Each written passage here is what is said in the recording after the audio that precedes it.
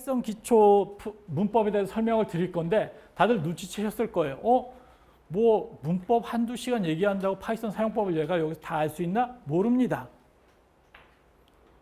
그리고 두 번째 질문, AI가 훨씬 잘 알려주지 않나요? 맞습니다.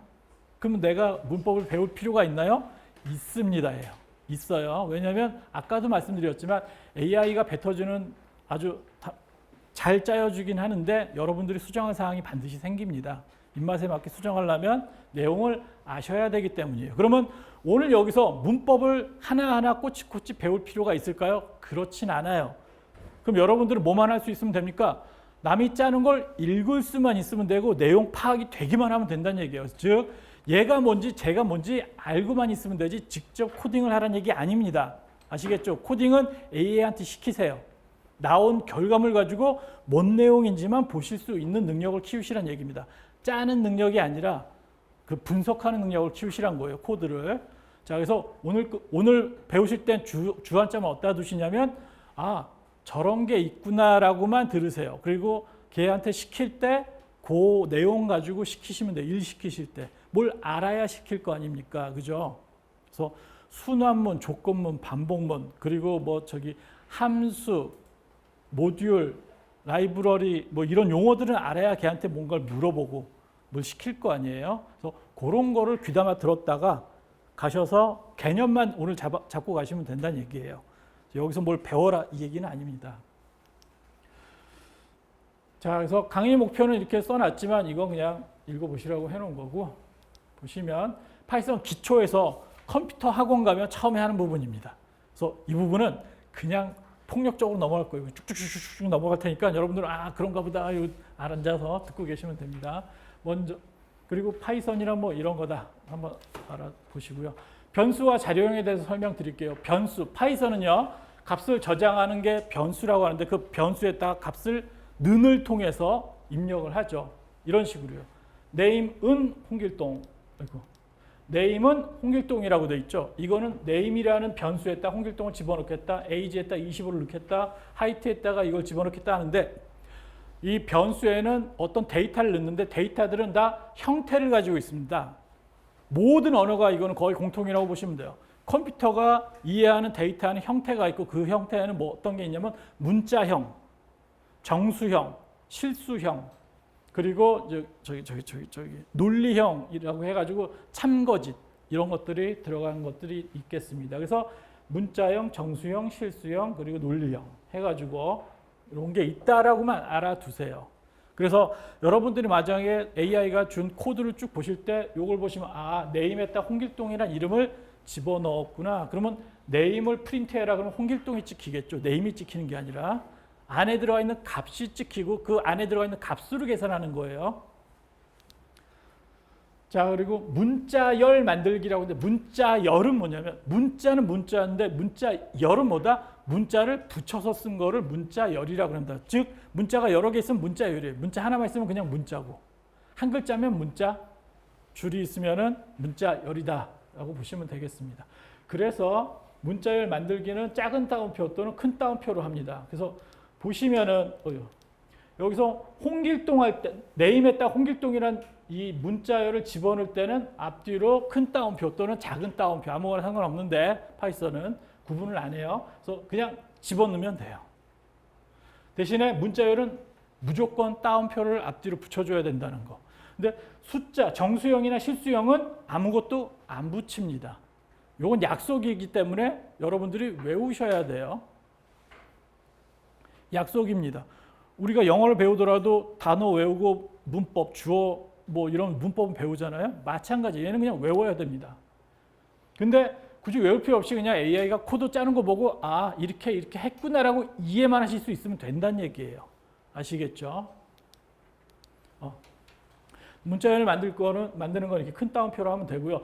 프린트할 경우가 있을 거예요. 종종 이제 검은 창 화면에다가 내가 제대로 뭔가 코딩을 하고 있는지 아니면 내가 지금 방금 변수를 만들었는데 값이 제대로 들어가는지 이런 것들을 체크하고 싶으실 때 AI가 만들어 놓은 거에서 쭉 이렇게 잘 짜놨는데 값이 조금 이상한 것 같아요. 그럼 어떤 변수의 값이 제대로 들어갔는지 체크하고 싶어. 그러면 거기다가 프린트하고서는 그 변수명을 치면은 화면에 그 값이 찍힙니다. 프로그램 구동시키면.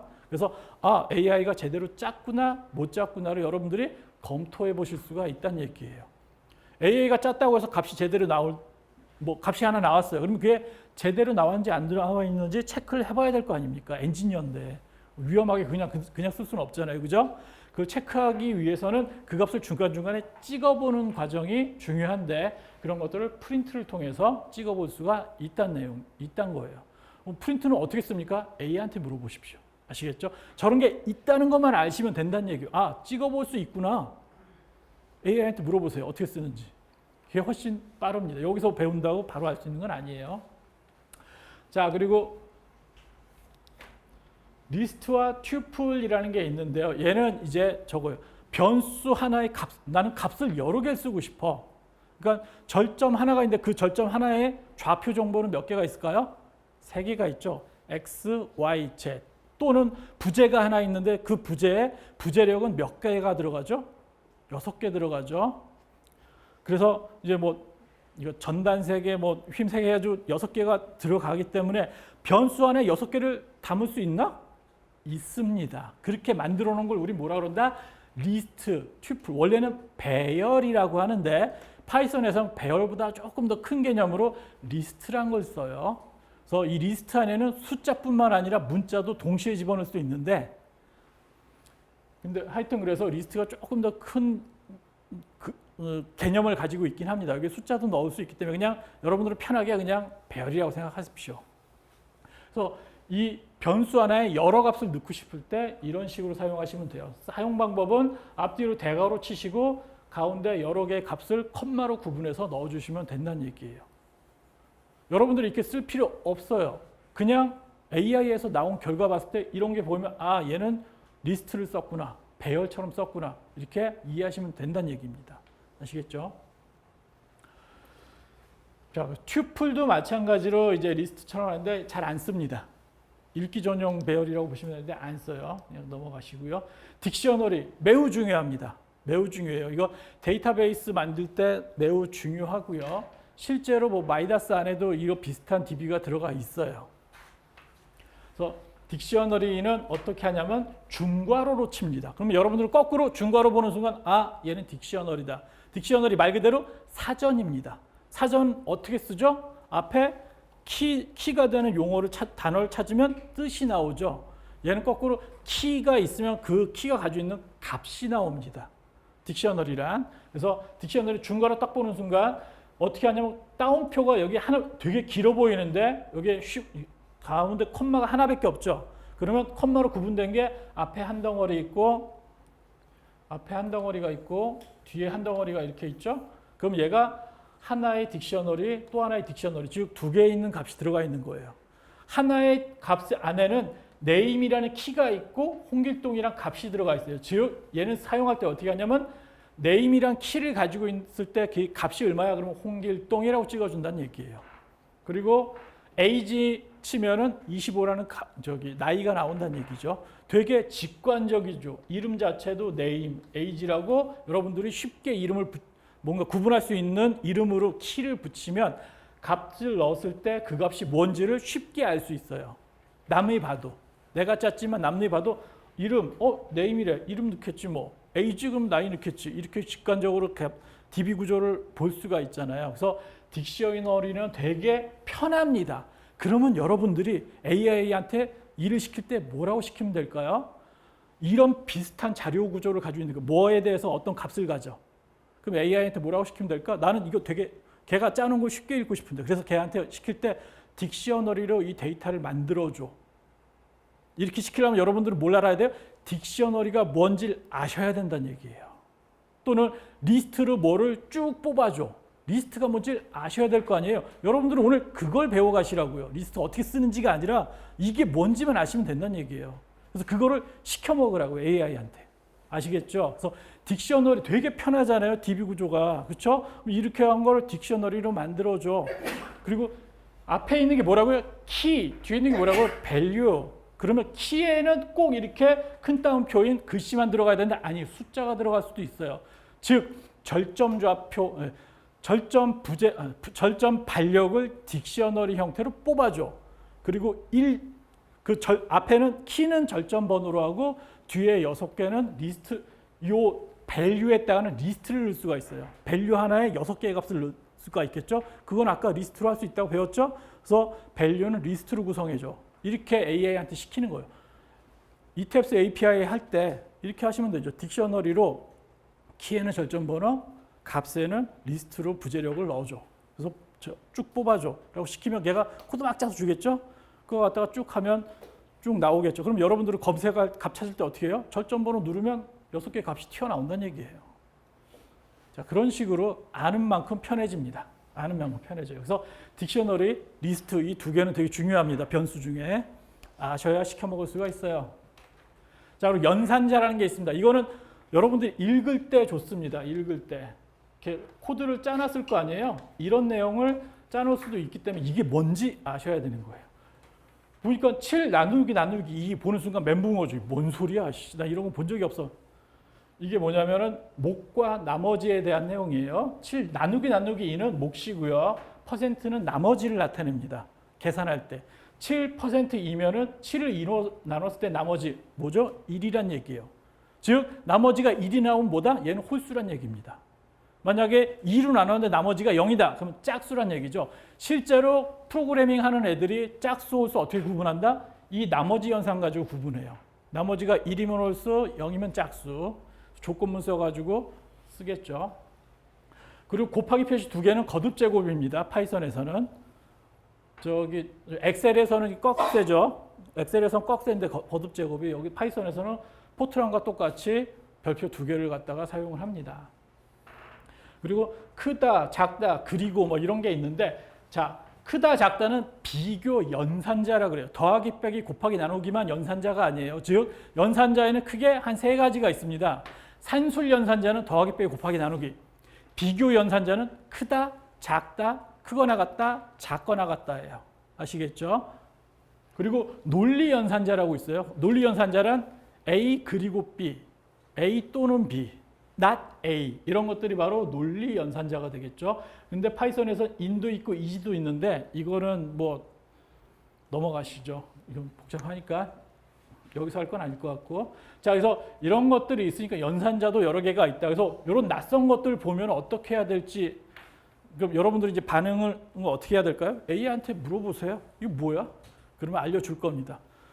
그래서 연산자라 그러면 이렇게 하는 건가 보구나 하고 그냥 넘어가시면 돼요.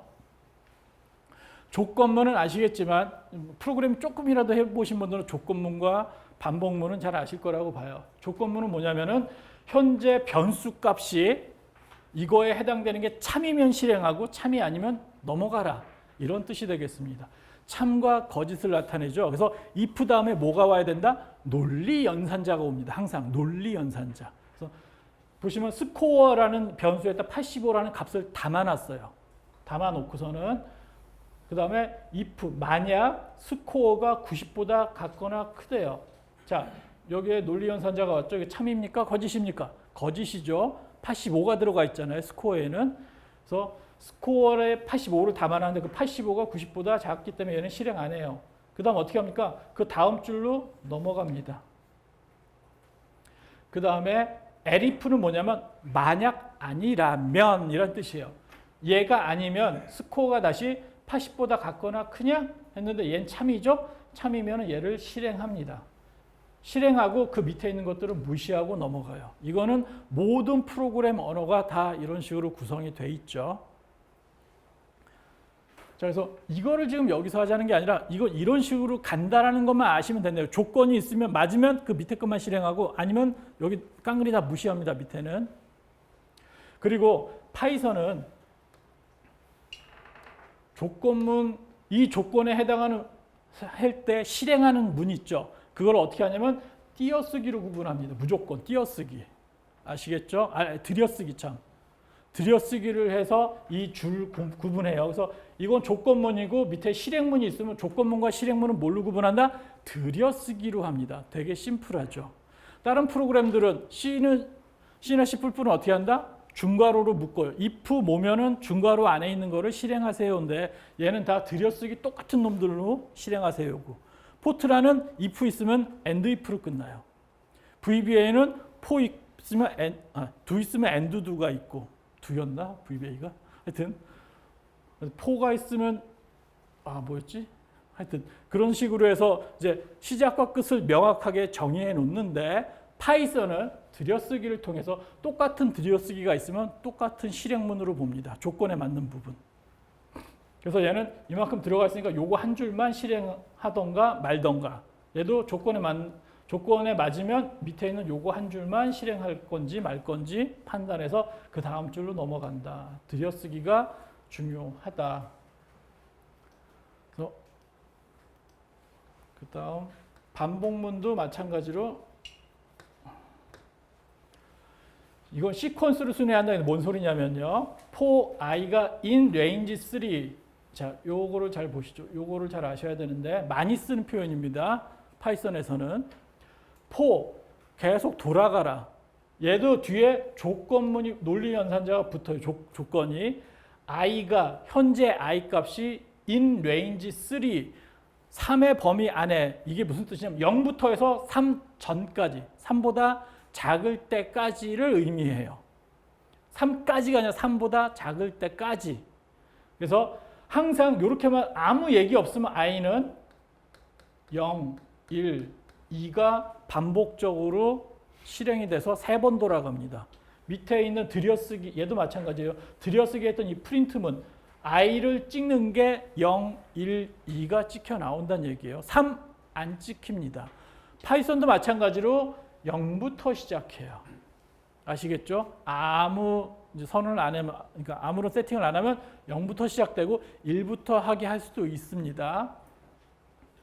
그래서 그런 것들은 나중에 하더라도 보통은 여러분들 AI한테 시키면 대부분 다 이런 식으로 표현을 해요. 0부터 시작하도록. 그래서 여러분들은 이거 보면 반복적으로 해서 이 폼은 밑에 있는 것들을 여러 번 반복적으로 한다라고 생각하시면 돼요. 그런데 봅시다. 폼은 뒤에 지금 들여쓰기가 몇 개 있어요? 여기. 즉 여기서부터 여기까지를 반복하는 거예요. 이 예제는 몇 번 반복한다? 0부터 9까지 10번 반복한다는 얘기예요. 이해되시죠? 지금 여기서 여러분들 보고 이 코드를 분석해라 이 얘기가 아니라 한번 그냥 쭉 보시란 얘기예요. 그래서 이 들여쓰기가 똑같은 이 라인 있죠. 들여쓰기가 똑같은 이 라인은 전체적으로 이 폼 안에 들어가 있다라고 이제 판단을 해서 이만큼이 반복적으로 계속 10번 똑같이 돌아간다는 얘기예요. 어떻게? i 값을 0부터 9까지 바꿔가면서. 그래서 이 예제 같은 경우는 어떤 예제냐면요. 자, i가 처음에 0이 들어올 때겠죠. 그러면 if i가 는 5와 같냐? 5와 같은 브레이크. 브레이크가 뭐냐면요. 포문을 중지하고 나가라. 즉 여기서 다음 줄로 빠져나가라는 얘기예요. 뭐가? 브레이크가. 즉 i가 5와 같으면 이 반복문은 더 안 돈다는 얘기예요. 즉 얘는 0부터 5까지만 돕니다. 그렇게 설계가 된 거예요. 일부러 그렇게 만든 겁니다. 연습용으로 하려고. 자, 그래서 i가 5와 같으면 브레이크에서 빠져나가라. 루프문을, 순환 반복문을. 아니면은 계속 실행은 하는데 만약 i를 나누기 2 했을 때 0과 같으면 0과 같다는 얘기는 뭐예요? 아까도 말씀드렸던 짝수면. 나머지가 0과 같다는 얘기는 짝수라면 컨티뉴 해라. 컨티뉴가 뭐냐면요. 밑에 거 실행하지 말고 다시 위로 올라가. 그래서 i를 1 더 증가시켜란 얘기예요. 밑에 거 실행하지 마세요란 뜻입니다. 자, 브레이크와 컨티뉴는 AI 시켰을 때 많이 나와요.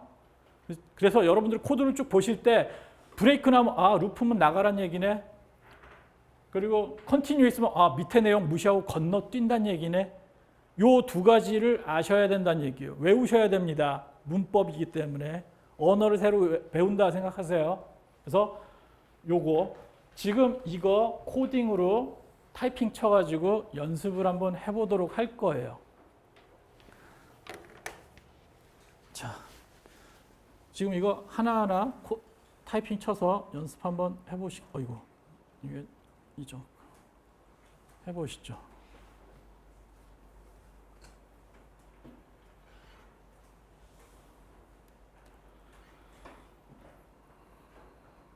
저는 카피해서 쓰겠습니다.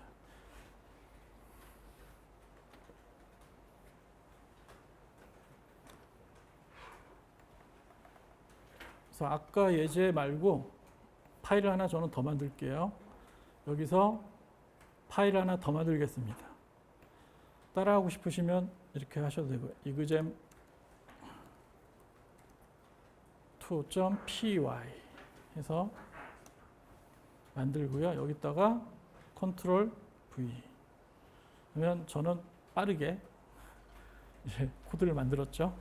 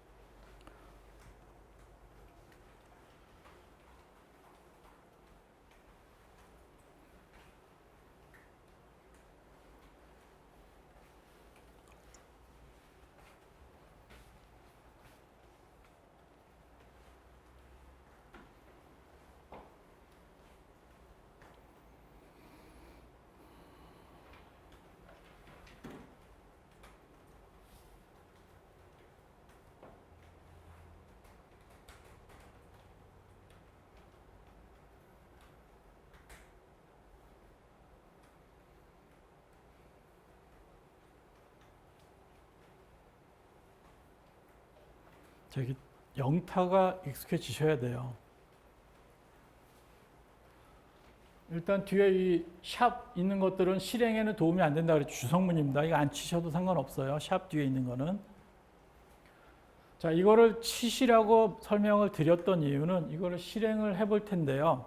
실행하는 법 어떻게 한다 그랬죠? 여기에 플레이 버튼 오른쪽 위에 이거 틱 눌러 보시면은 터미널이 생기면서 여기에 뭔가 막 찍겠죠.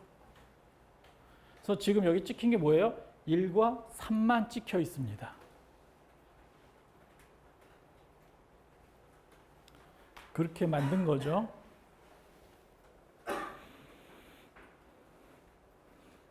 지금 여러분들한테 보여드리려고 하는 건 이거 다들 되게 중요한 거라서 다들 타이핑이 돼야 될 것 같아서 지금 기다리고 있습니다. 아까 깃과 깃허브 안 되신 분들도 이거는 가능합니다. 그거는 그냥 소스 올리고 내리는 그런 부가적인 기능이기 때문에 그거 뭐 잘 안 됐다고 그래도 이거는 상관없습니다. 이건 파이썬 기본 기능이라서요.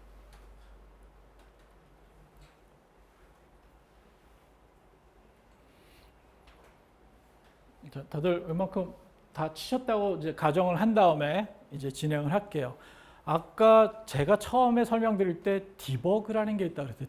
디버그란 뭐냐면 버그는 이제 벌레죠. 오류가 있을 때 그걸 우리는 버그가 발생했다라고 합니다. 표현을 할 때 프로그래밍 언어예요. 디버그란 뭐냐면 오류를 잡는 행위를 디버깅이라고 합니다. 디버깅. 자, 그럼 프로그래밍을 할 때 디버깅이 얼마나 중요하냐면 저는 이제 거의 30년 가까이 프로그램만 만들고 있는데 프로그래밍을 할 때 어떤 프로그램을 만들 때 저는 코딩을 10%하고 디버깅을 90% 합니다. 저만 그런 게 아니라 모든 개발자가 그래요. 즉 프로그램 하나 만들 때 주로 하는 일은 디버깅이에요. 아시겠죠? 막 만든다고 해서 한 방에 돌아가는 경우 없습니다. 무조건 뭔가 오류가 들어가고 그 오류를 잘 찾는 사람이 탁월한 프로그래머이자 고급 프로그래머라고 부를 수가 있어요. 프로그램 만드는 건 누구나 만듭니다. AI도 만들고 하는데 오류 찾아주 수정하는 게 어려운 거예요. 그래서 내가 중간에 오타 한 번 친 게 변수명 비슷하게 했는데 오타 한 번 친 게 2주 동안 디버깅했는데도 못 찾는 경우가 있었어요. 실제로. 마이다스 다닐 때. 참고로 저는 대원 나와서 마이다스에서 비선형 솔버 개발자로 이제 있다가 여기 지금 넥스로 왔는데 하여튼 마이다스 솔버 개발할 때 물론 젠도 했고요. 거기에 저기 뭐 비선형 스프링 있죠. 제가 만든 겁니다. 하여튼 근데 그런 거 할 때 변수명 하나 잘못 넣어가지고 2주 동안 그 버그 하나 찾았어요. 2주 동안. 그래서 프로그래밍 할 때 디버깅 하는 게 되게 중요한데 뭐가 값이 제대로 안 나오니까 찾아야 될 거 아닙니까? 그렇죠? 디버깅하는 2주 걸립니다. 그리고 이거 참고사항인데 술 먹고 코딩하지 마십시오. 옛날에 이런 일이 있었어요. 막 마이다스에서 막 일정은 쪼고 막 빨리 출시는 돼야 된다 그러고 막 개발을 하고 있는데 너무 스트레스 받는 거예요. 그래가지고 밑에 편의점 갔어요. 마이다스 그때 서현에 있을 때인데 술을 막 한 캔 맥주 2캔 먹고 술을 잘 못하는 편이라 2캔 먹고 막 꽐라 대가지고 들어와가지고 코딩을 하는데 막힘이 없어. 술술 풀려. 우와 대박. 그래가지고 야 다음부터는 음주 코딩 좀 해야겠는데 막 밤새 한 3시간을 막 엄청 달렸어요. 그리고 뿌듯하게 집에 딱 가서 딱 갔다가 아침에 딱 출근했는데 난리가 난 거야. 내가 짰는데 뭐라고 짰는지 모르겠어요. 돌아가질 않아요. 그래가지고 그날 작업했던 거 아까 말씀드렸죠. git 기능으로 싸그리 날리고 다시 했어요. 음주 코딩 위험합니다, 여러분. 아시겠죠? 음주운전만큼 위험해요. 절대 하지 마시길 바랍니다. 자, 이거 다 했으니까 이제부터 아까도 말씀드렸지만 프로그래밍의 주된 업무는 디버깅이에요. 90%가. 아시겠죠? 이제부터 디버깅을 어떻게 하는지를 알려드리겠습니다. 이거는 책에서도 안 나오고요. 다른 데 나오는 데가 없고 유튜브에 찾아봐도 자료가 거의 없을 거예요. 그냥 한두 개 이렇게 이런 식으로 합니다라고 하는데 유튜브로 들으면 힘들 수도 있고 한데 여기서 제가 어떻게 하는지 잘 알려드릴게요. 먼저 파이썬 자체가 한 줄 한 줄 실행을 시작한다고 그랬잖아요. 그 실행하는 과정. 지금은 이 플레이 버튼 누르면 값 툭 튀어나오죠. 그게 어떤 과정을 거쳐서 실행이 되는지를 지금부터 보여드릴 건데 자, 브레이크 포인트라는 게 있어요. 중단점이라고 하는데 처음에 실행을 해서 어디까지 오면 멈춰라는 뜻이에요. 그 브레이크 포인트를 찍는 건 어떻게 하면 되냐면 쉽습니다. 여기 라인 넘버가 여기 쭉 있죠. 라인 넘버에다가 마우스를 올려놨더니 왼쪽에 빨간 점이 생기네요. 그죠? 저 빨간 점이 생기는데 이 행 번호를 클릭하면 거기가 중단점이 됩니다. 자, 저는 여기 포문에서 이게 좀 다른 걸로 해볼까? 이따가 그냥 아무거나 네임은 바보 해놓고 그리고 여기다가 중단점을 찍어볼게요. 자, 이렇게 해놓고 디버깅을 할 준비가 된 거예요. 나는 여기서부터 시작을 할 거야, 프로그램을. 이런 뜻이거든요. 그래서 여기서부터 디버깅이라는 플레이 버튼을 누르던가 아니면 F5 버튼 있죠. 플레이 버튼은 실행이고요. 디버그는 F5를 누르셔야 됩니다. F5. F5를 틱 눌러보시면 여기 파이썬 디버거라고 뜨죠. 요거를 클릭해 주세요. 그래서 파일 디버그 있죠. 처음 한 번만 해주시면 됩니다. 자, 이렇게 하는 순간 처음에 제가 중단점 찍어 놓은데 갑자기 노란 줄이 하나 생길 겁니다. 여러분도 보실 수 있을 거예요. 아까 프롬프트에 그 오케이 하시면 자, 이 상태가 뭐냐면 얘가 프로그램이 여기까지 실행되어 있는 상태입니다. 아직 이 줄을 실행을 한 게 아니에요. 와, 그럼 프로그램이 완전 제일 첫 부분이네요. 맞습니다. 여기에서 이제 한 줄 실행하고 다음 줄로 넘어가게 하는 거는 F10 또는 F11인데 보통은 F11은 되게 디테일하게 가는 거고 F10은 조금 러프하게 건너뛴다고 보시면 돼요. 나중에 함수를 만들게 되면 그 함수 안으로까지 디버깅 들어가는 게 F11. 건너뛰면은 F10이라고 보시면 되는데 지금은 편하게 F10으로 가볼게요. F10을 한번 딱 누르는 순간 첫 줄 실행하고 다음 줄 대기 상태죠. 그리고 네임에다가 마우스를 올려버리면 네임에 어떤 값이 들어가 있는지를 보실 수가 있어요. 눈으로, 실시간으로. 자, 그 다음 아직 폼은 들어가기 전이에요. 여기서 다시 F10 누르면 딱 들어가는데 지금 상태가 어떻게 됩니까? i가 0일 때 현재 들어와 있죠. 눈으로 한 줄 한 줄 현재 상태를 보면서 할 수가 있어요. 자, i가 0이기 때문에 만약 i가 5와 같다면 이 밑에 있는 조건 해당 안 되겠죠? 그러면 어디로 갈까요? 제가 F10 누르면 여기로 오겠죠. 밑으로. 자, 그래서 F10을 틱 눌러보면 실제로 넘어가네요. 그리고 i가 지금 0인데 2로 나누면 0이겠죠?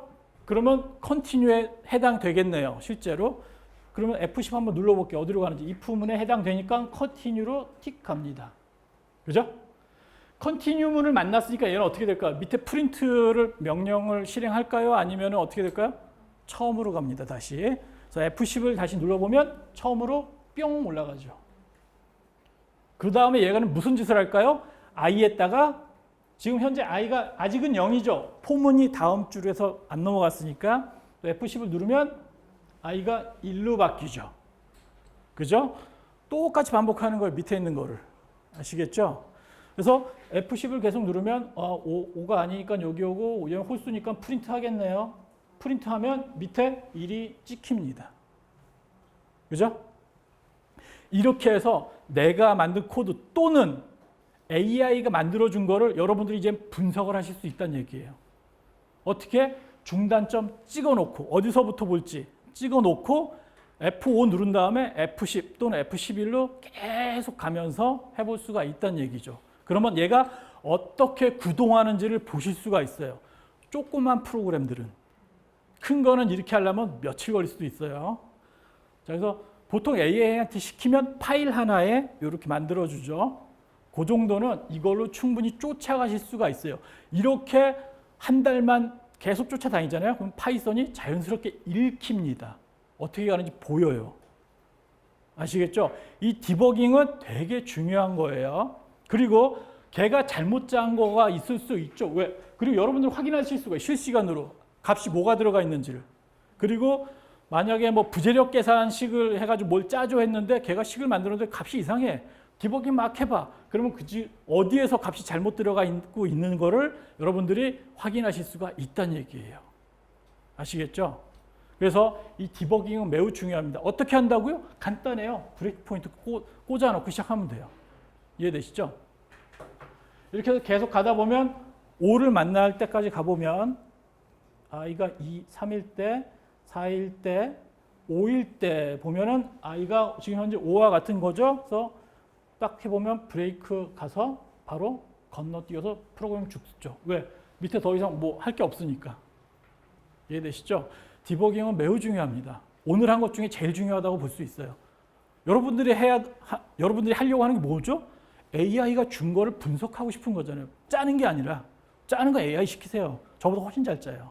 걔가 준 거를 분석하는 게 주된 업무가 될 거기 때문에 디버깅을 통해서 해야 된다. 근데 아이러니한 건 이게 잘 없어요. 자료들이. 그래서 근데 되게 간단합니다. 어렵지 않죠? 그리고 브레이크 포인트를 어디다 찍는지도 중요한 겁니다. 그래서 내가 너무 코드가 복잡하다 그럼 브레이크 보는 순간 그냥 브레이크 한번 찍어볼까? 언제 들어오나? 이러고 F5를 누르면 지가 막 돌고 i가 5일 때 들어와요. 실제로 i가 5가 돼 있을 때 브레이크에 들어온 걸 보실 수가 있죠.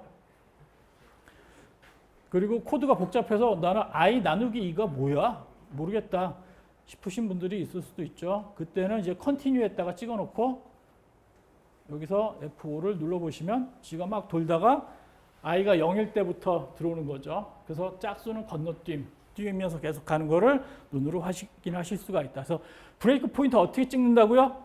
마우스로 그냥 옆에 있는 줄번호 그냥 찍으시면 돼요. 그럼 옆에 빨간색 포인트가 생긴다. 그러면 내가 여기다 찍어놨구나. 브레이크 포인트는 여러 개 찍을 수도 있나요? 맞습니다. 여러 개 찍으실 수 있어요. 이렇게 지금 실행 중이라 안 되고 여러 개를 찍으실 수가 있습니다. 왜 안 찍혀? 네, 이렇게 여러 개를 찍으실 수도 있어요. 그러면 저기마다 다 멈춥니다. 얘가. 사실 브레이크 문에다 조건도 걸 수 있고 다양한 옵션이 있긴 한데 그거는 여기서는 논외로 하고 저것만 아셔도 AI가 만드는 프로그램은 디버깅 충분히 하실 수 있다 하는 것만 알아두시면 되겠습니다.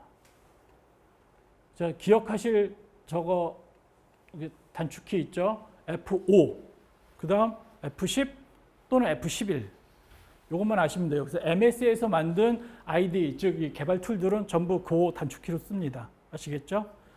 파이참 쓰시는 분들은 좀 다를 수 있어요. F7이나 8. 저는 파이참을 주로 써서 아시겠지만 VS 코드 하는데 되게 낯설어 보이죠, 제가? 저는 파이참을 주로 써서. 예. 자, 이렇게 해서 디버깅에 대해서 배웠고요.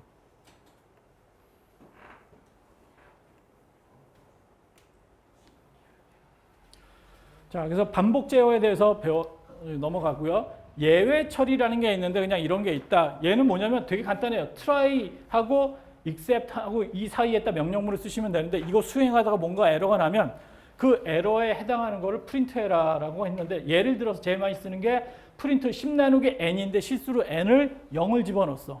분모에 0 들어가면 잘못 계산되겠죠? 보통은 그냥 빨간 에러 뜨고 끝나는데 여기다가 except 제로가 0으로 나누어지면 이걸 프린트해서 끝내주세요 라고 할 수도 있는 거예요. 그러면 프로그램이 좀 더 이뻐지겠죠. 그냥 막 돌다가 지금 혼자 퍽 뻗는 게 아니라 0으로 나눠졌네요 라고 친절하게 안내하고 멈춘다는 얘기예요. 이런 거 쓸 때 좀 더 유저 프렌들리한 어떤 환경을 만들어주고 싶을 때 쓰는 겁니다. 사용법은 AI한테 물어보세요. 파일 입출력 AI가 훨씬 잘 알려줍니다. 여기서 해봤자 머리 안 들어와요. AI한테 그러면 파이썬으로 파일 입출력하고 싶어. 파일 만들고 출력하고 읽는 거 예제 만들어줘. 그럼 기가 막히게 만들어줘요. 자, 이제부터 하는 거는 컨셉이기 때문에 되게 중요합니다. 디버깅 다음에 중요하다. 파이썬 문법에서는 그렇게 보실 수가 있어요. 함수. 왜냐하면 여러분들은 AI가 만들어진 코드를 분석을 하는 게 핵심이잖아요. 근데 어떤 코드 같은 경우는 한 100줄, 150줄 되는 경우도 있을 수 있습니다. 그죠? 그거를 첫 번째 줄부터 하나하나 들어갈 때 됐다 어려워요.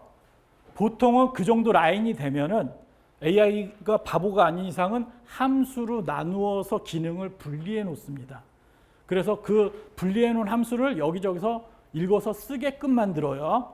그러면 여러분들은 뭘 알아야 된다? 어디서부터 어디까지가 무슨 함수인지를 알아야 된다는 얘기예요. AI가 가져온 거를 분석을 할 때.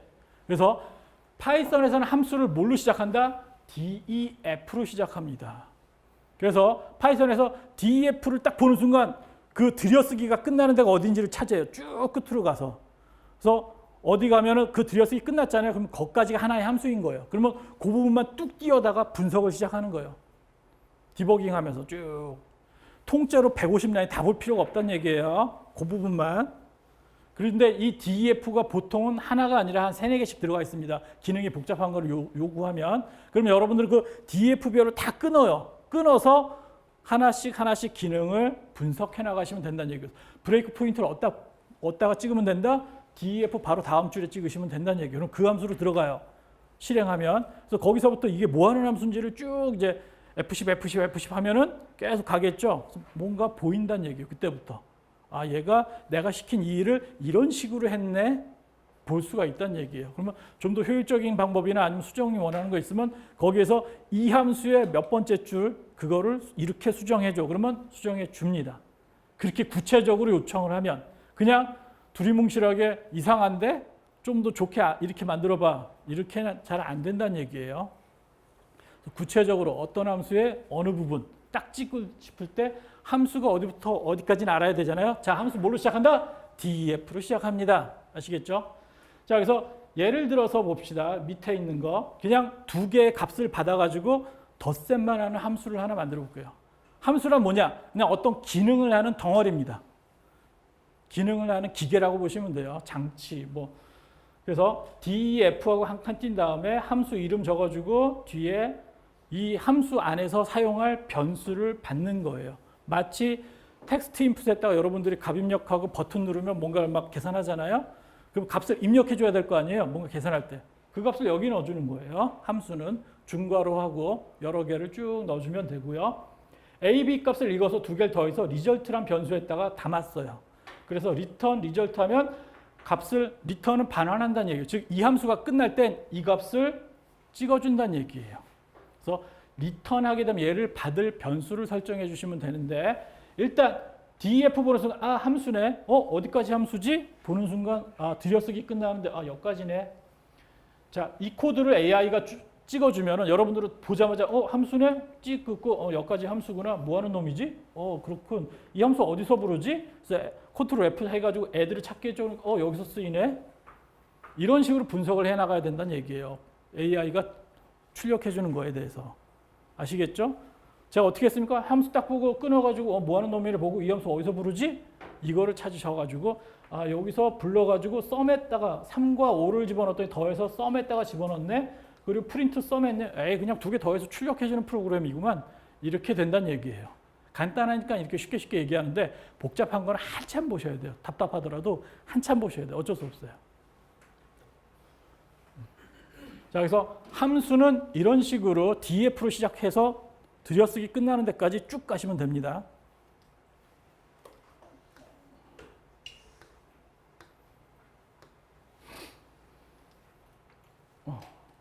그리고 자, 함수의 매개 변수라고 있는데 아까 괄호 안에다가 함수한테 이제 a와 b 값을 던져줬죠. 또 던져주고 뭘 받았어요? 리절트라는 거를 받아서 뱉어줬죠. 들어가는 값과 뱉는 값이 있죠. 자, 들어가는 값과 뱉는 값에서 들어가는 값들을 우리는 뭐라 그런다? 매개 변수라 그럽니다. 매개 변수. 그래서 걔한테 이제 뭔가 명령을 내릴 때 AI한테 뭔가를 이제 오더를 줄 때 뭔가를 하는 기능의 함수를 만들어줘 라고도 할 수 있겠죠. 함수만 만들어줘. 난 다른 거 필요 없어. 그 함수만. 그래서 내가 버튼 클릭하면 그 함수를 부를 수 있게. 이렇게 따로 만들 수도 있단 말이에요. 그러면 그 함수를 만들어줘. 매개 변수로는 뭐가 들어가 할 때 그 타이핑 칠 때 매개 변수는 용어를 알아야 시킬 거 아닙니까? 그죠? 그래서 매개 변수라고 합니다. 외우세요. 아시겠죠? 외울 거 많죠? 그리고 리턴이 없는 함수의 얘는 이런 식입니다. def hello 괄호 땡땡 하고 아무것도 안 받았죠. 얘는 아무것도 안 받고 그냥 프린트만 하는 거예요. 그래서 이 hello라는 걸 콜할 때는 그냥 hello하고 중괄호 하면 이 함수가 불러집니다. 부르면 그냥 프린트하고 끝이에요. 얘는 아무것도 안 하는 아주 깡통 함수가 되겠죠. 이게 왜 필요합니까? 필요 없어요. 이런 건. 이런 것도 있다라는 거.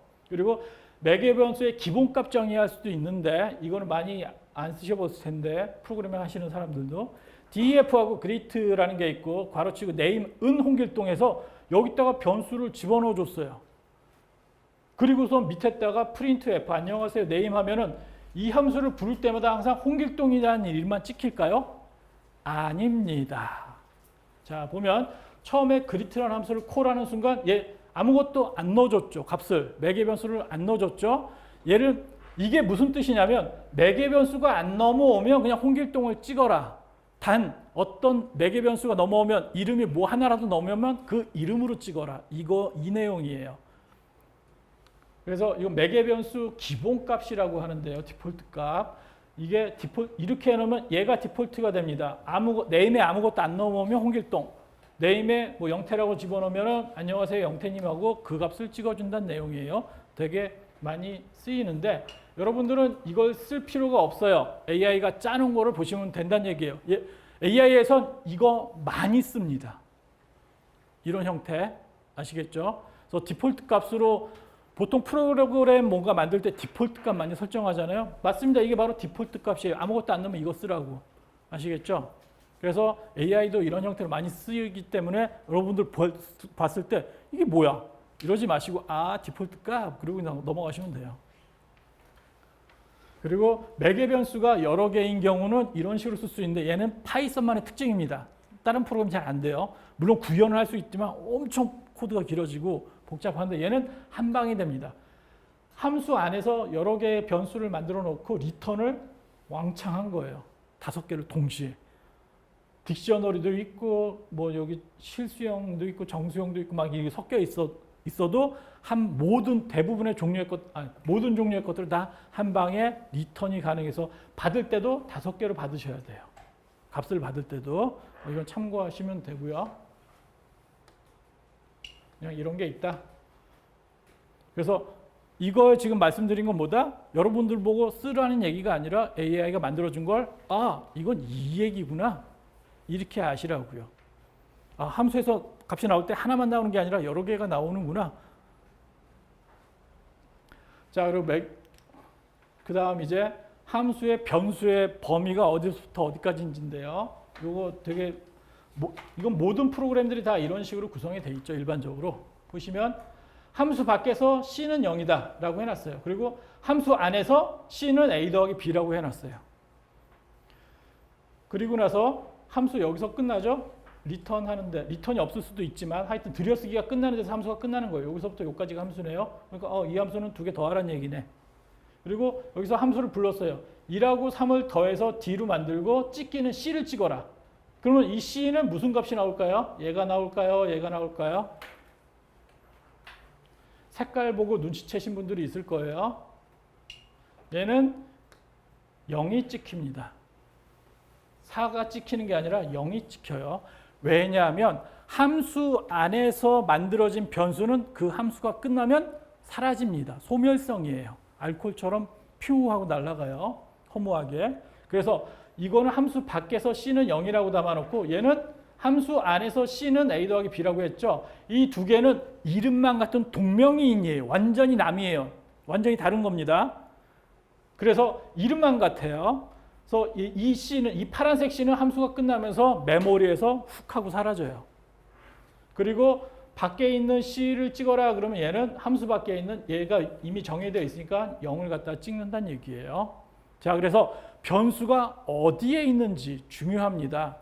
AI는 그냥 막 짜주겠죠. 함수 안에 있던 밖에 있던 똑같은 이름을 변수로 쓸 수도 있는데 여러분들은 함수 안에서 이 값이 이거인데 왜 밖에 나니까 바뀌었지? 그쵸? 이러지 마시고 함수 안에서 만든 변수는 그 안에서만 하고 버려집니다. 이름만 똑같을 뿐이에요. 조심하세요. 그리고 프로그램 짤 때 이렇게 짜면 안 좋습니다. 가독성이 떨어지기 때문에 되게 이게 프로그램 개발 회사에 들어가잖아요. 이렇게 쓰면 뒤통수 맞아요. 빡!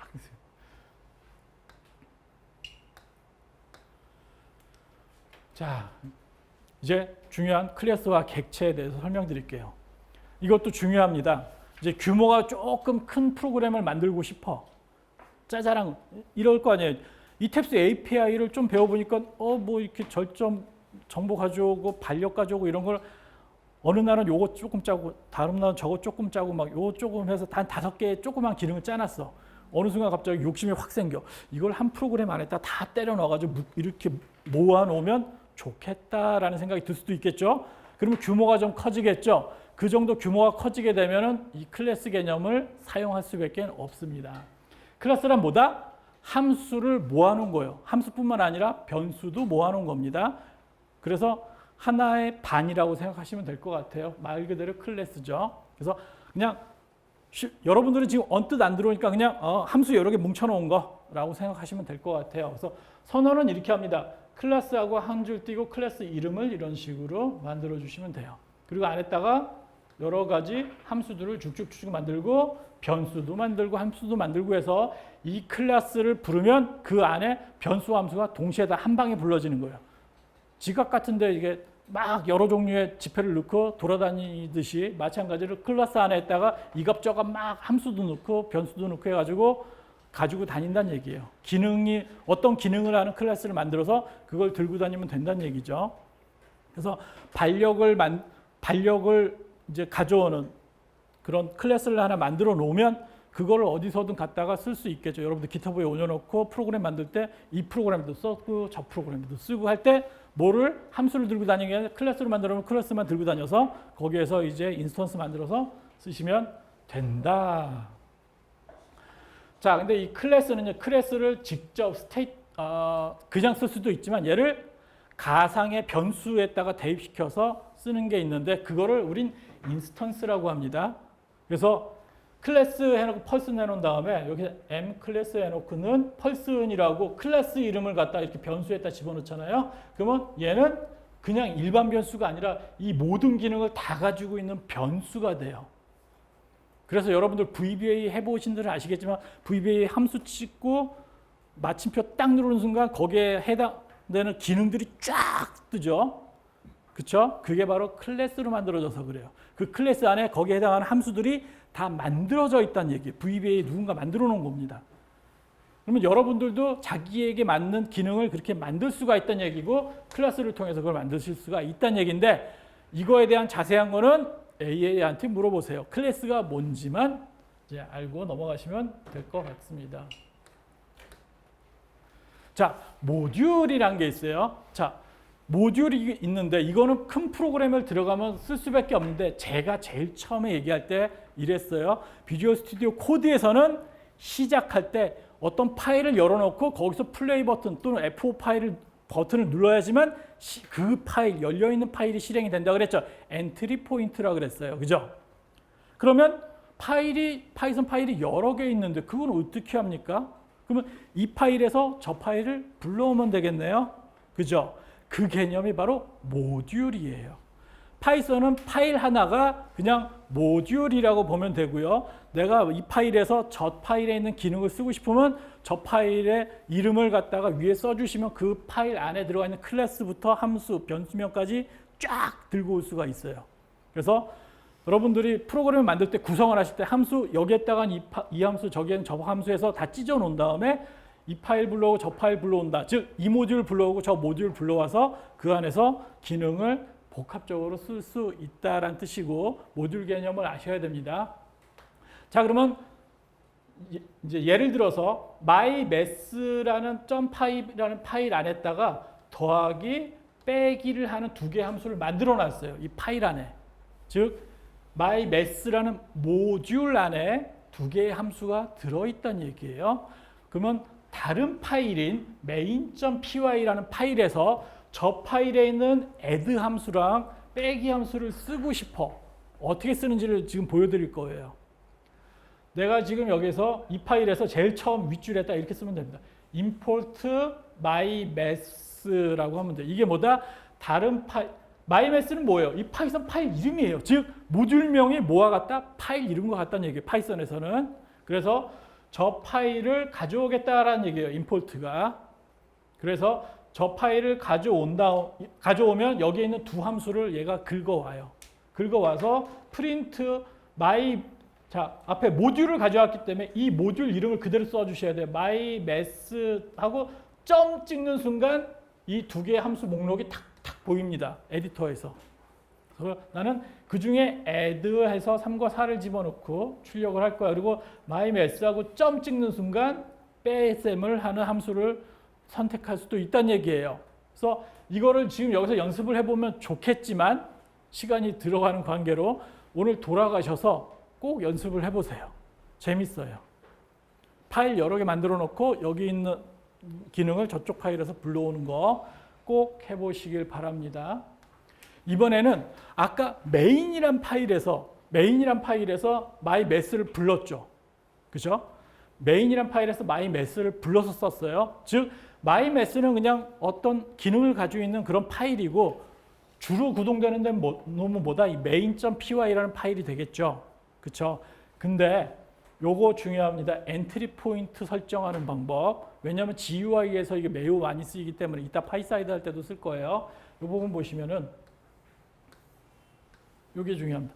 if 한 칸 띄고 언더바 name 언더바가 언더바 메인과 같다면 이게 무슨 뜻이냐면 이 파일이 mymath가 엔트리 포인트라면 즉 이 파일 열어놓고 플레이 버튼 눌렀을 때란 뜻입니다. 이 말이 무슨 뜻이다? 이 파일 열어놓고 플레이 버튼 눌렀을 때 즉 이 파일이 메인이 된다란 뜻이에요. 그러면은 밑에 있는 이 함수를 실행해라 이 얘기예요. 더하고 빼고. 그런데 만약에 모듈로 아까처럼 메인이란 파일에서 mymath를 모듈로해서 불러서 실행을 하잖아요. 그럼 무슨 일이 벌어진다? 얘 실행 안 돼요. 왜? 얘를 띄워놓고 플레이 버튼 눌렀으니까. 얘가 아니라.